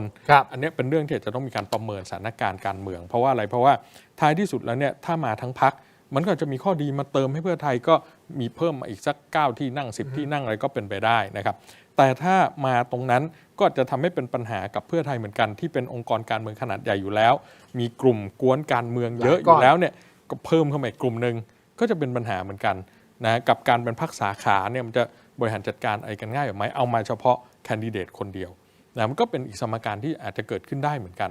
นะครับเพราะฉะนั้นตรงนี้เนี่ยก็ต้องบอกว่ามีโอกาสที่คุณท็อปอาจจะมาปรากฏตัวเป็นแคนดิเดตนายกของเพื่อไทยรอดูกันต่อไปนะครับอีกนิดนึงฮะพรรคกล้าทำวันนี้เป็นอะไรลิ้นพันกันทั้งวันเลยเนี่ยขอแก้ข่าวปกติพี่ทิมไม่เคยเป็นอย่างนี้เลย เออ แล้วเวลาอาจารย์ปริญญามาพี่ทิมเป็นอย่างนี้ไม่รู้เป็นเพราะอาจารย์ปริญญามานั่งแล้วผมเกรงหรือเปล่า ไม่เกี่ยวเลย ผิดพูดถูกลิ้นพันกันมั่วซั่วไป ไม่หรอก หมดเลยผม จัดเรื่องกัมพูชาเยอะก็เลยไปพันกันกับเรื่องกัมพูชาเอาละฮะทำให้พรรคกล้าทำมันยังไงฮะช่วยผมช่วย น่า พรรค จับ กล้า ตา ทำยังไง พรรคกล้าทำ คือเดิมเนี่ยพรรคกล้าทำเนี่ยเขาแซวว่า อจจะบอกหลายสิบ พรรคกล้าทำเนี่ยเดิมก็แซวว่าเป็นสาขาของพรรคเพื่อไทยภาคใต้ตอนบนเพราะเพื่อไทยเนี่ยเขาลำบากมากในการไปเจาะสสเขตในพื้นที่ภาคใต้เขาลำบากมากเขาแปลว่ากล้าทำเนี่ยที่นครศรีธรรมราชเนี่ยเขาชนะเลือกตั้งมาแล้วเลือกตั้งซ่อมใช่ไหมฮะแต่วันนี้ไม่ใช่แล้วนะครับเพราะว่าคุณธรรมนัสเนี่ยเขาได้ลาจากคุณทักษิณมาอย่างน้อยณขณะนี้จะกลับไปรวมกันใหม่ยังไงก็อีกเรื่องหนึ่ง นั่นคือเรื่องอนาคต แล้วเนี่ยพรรคกล้าทำเนี่ยนะครับเขาคือไปประมาณในภาคใต้เนี่ยนะก็จะเป็นการแข่งกันนะอย่างน้อยตอนบนเนี่ยนะครับระหว่างภูมิใจไทยกับกล้าทำนะแต่ว่าทั้งนี้เนี่ยให้รอดูคุณอภิสิทธิ์ด้วยนะครับนี่ผมพูดเลยอีกพรรคเลยพรรคสีฟ้า ประชาธิปัตย์ เดี๋ยว18นี้อีก4 วันเขาก็จะโหวตเลือกนายกคนใหม่ จะกลับมาสู่อยู่พรรคฟ้าได้ไหมใช่ครับ น่า คือ สนใจ มันมีคือนอกจาก3พรรคหลักเนี่ย ครับ นะครับมีน้ำเงินมีส้มมีแดงเนี่ยยังมีพรรคกล้าทำมีพรรคชมพูชมพูคือพรรค ชาติไทย พัฒนาแล้วมีพรรคฟ้าเนี่ยที่เป็นตัวหลักๆ ส่วนพรรครวมไทยสร้างชาติสงสัยจะลำบากนะครับเพราะว่า รวมไม่ไหวละ อาจจะเหลือคุณพีรพันธ์กับไม่กี่คนใช่ไหมครับเพราะว่าหลักๆนี่ออกมาพรรคพลังประชารัฐของลุงป้อมพลเอกประวิตรก็ดูแล้วก็ลำบากนะครับตรงนี้แหละคือแต้มต่อของคุณอนุทินหมายว่าจะเป็นพรรคอันดับหนึ่งในสายที่เป็นฝ่ายคอนเซอร์เวทีฟใช่ไหมครับถ้าเกิดเป็นเช่นนั้นเนี่ยอย่าลืมนะพรรครวมไทยสร้างชาติเนี่ยคะแนนแบบบัญชีรายชื่อเขาเนี่ย 12.7% นะเกือบ 13%เพราะว่าตอนนั้นเนี่ยคนเขาเลือกพลเอกประยุทธ์ยังมีอยู่ประมาณ 13% ครับ ใช่ไหมครับถ้า 13% นี้เนี่ยมาเป็นคุณอนุทินแทนล่ะคุณอนุทินจากพรรคภูมิใจไทยที่เคยได้3ตอนนี้13แล้วนะแล้วถ้าเกิดรวมไทยสร้างชาติมาอีก ใหญ่ ก็จะหมายถึงว่าก็จะมีสสบัญชีชื่อมาเพิ่มขึ้นจากเดิมมีเพียงแค่สสบัญชีแค่3คนแล้วมาแปะเพิ่มในสสเขตก็จะกลายเป็นมีสสบัญชีมาเพิ่มอีก10 กว่าคนขึ้นไปอันเนี้ยผมคิดว่าถ้าคุณอนุทินคิดว่ายังเป็นต่อแล้วยังทำผลงานได้คะแนนเพิ่มขึ้นใจก็คงไม่อยากจะรีบยุบสภาหรอก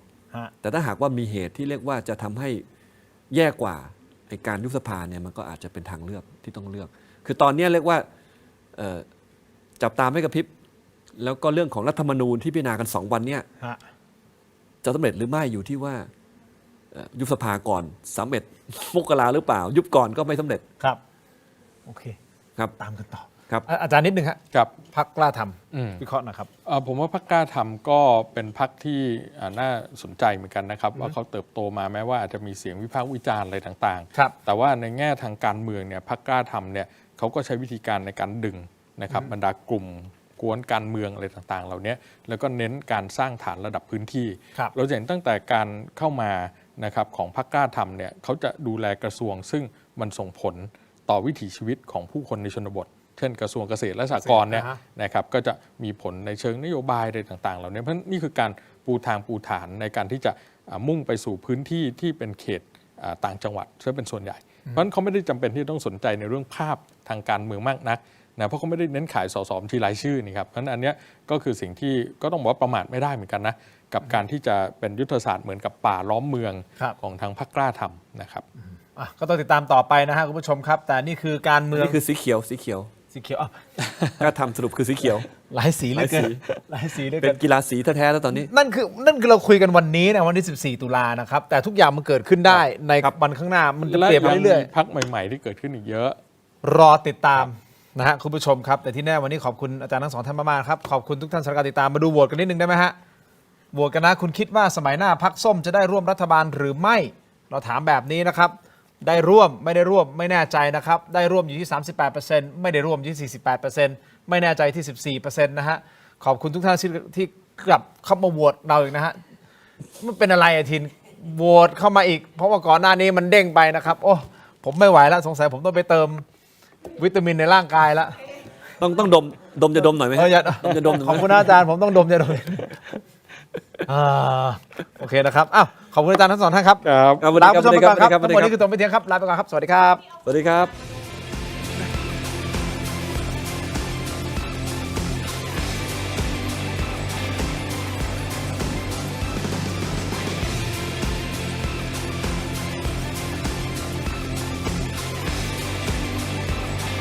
ลาสมัยก่อนเนี่ยก็จะเป็นชิ้นปลาที่มีกลิ่นคาวของเราไม่คาวแล้วก็ได้รสชาติของปลา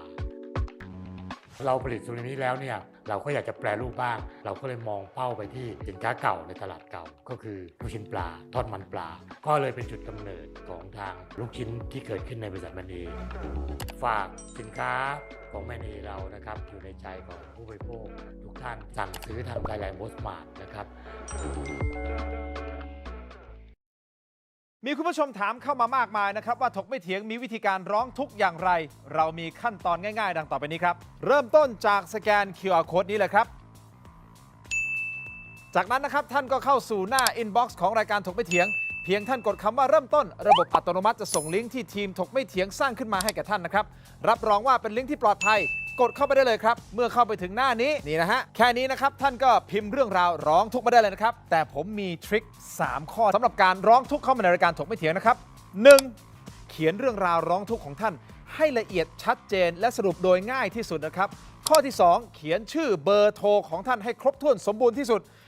และข้อที่ 3 ถ้าท่านมีภาพคลิปวิดีโอกล้องวงจรปิดหรือหลักฐานต่างๆนะครับส่งเข้ามาที่อินบ็อกซ์ของเราได้เลยครับเพียงเท่านี้นะครับเรื่องราวร้องทุกข์ของท่านก็จะเข้าสู่ระบบหลังบ้านของถกไม่เถียงอย่างแน่นอนนะครับอย่าลืมนะครับเดือด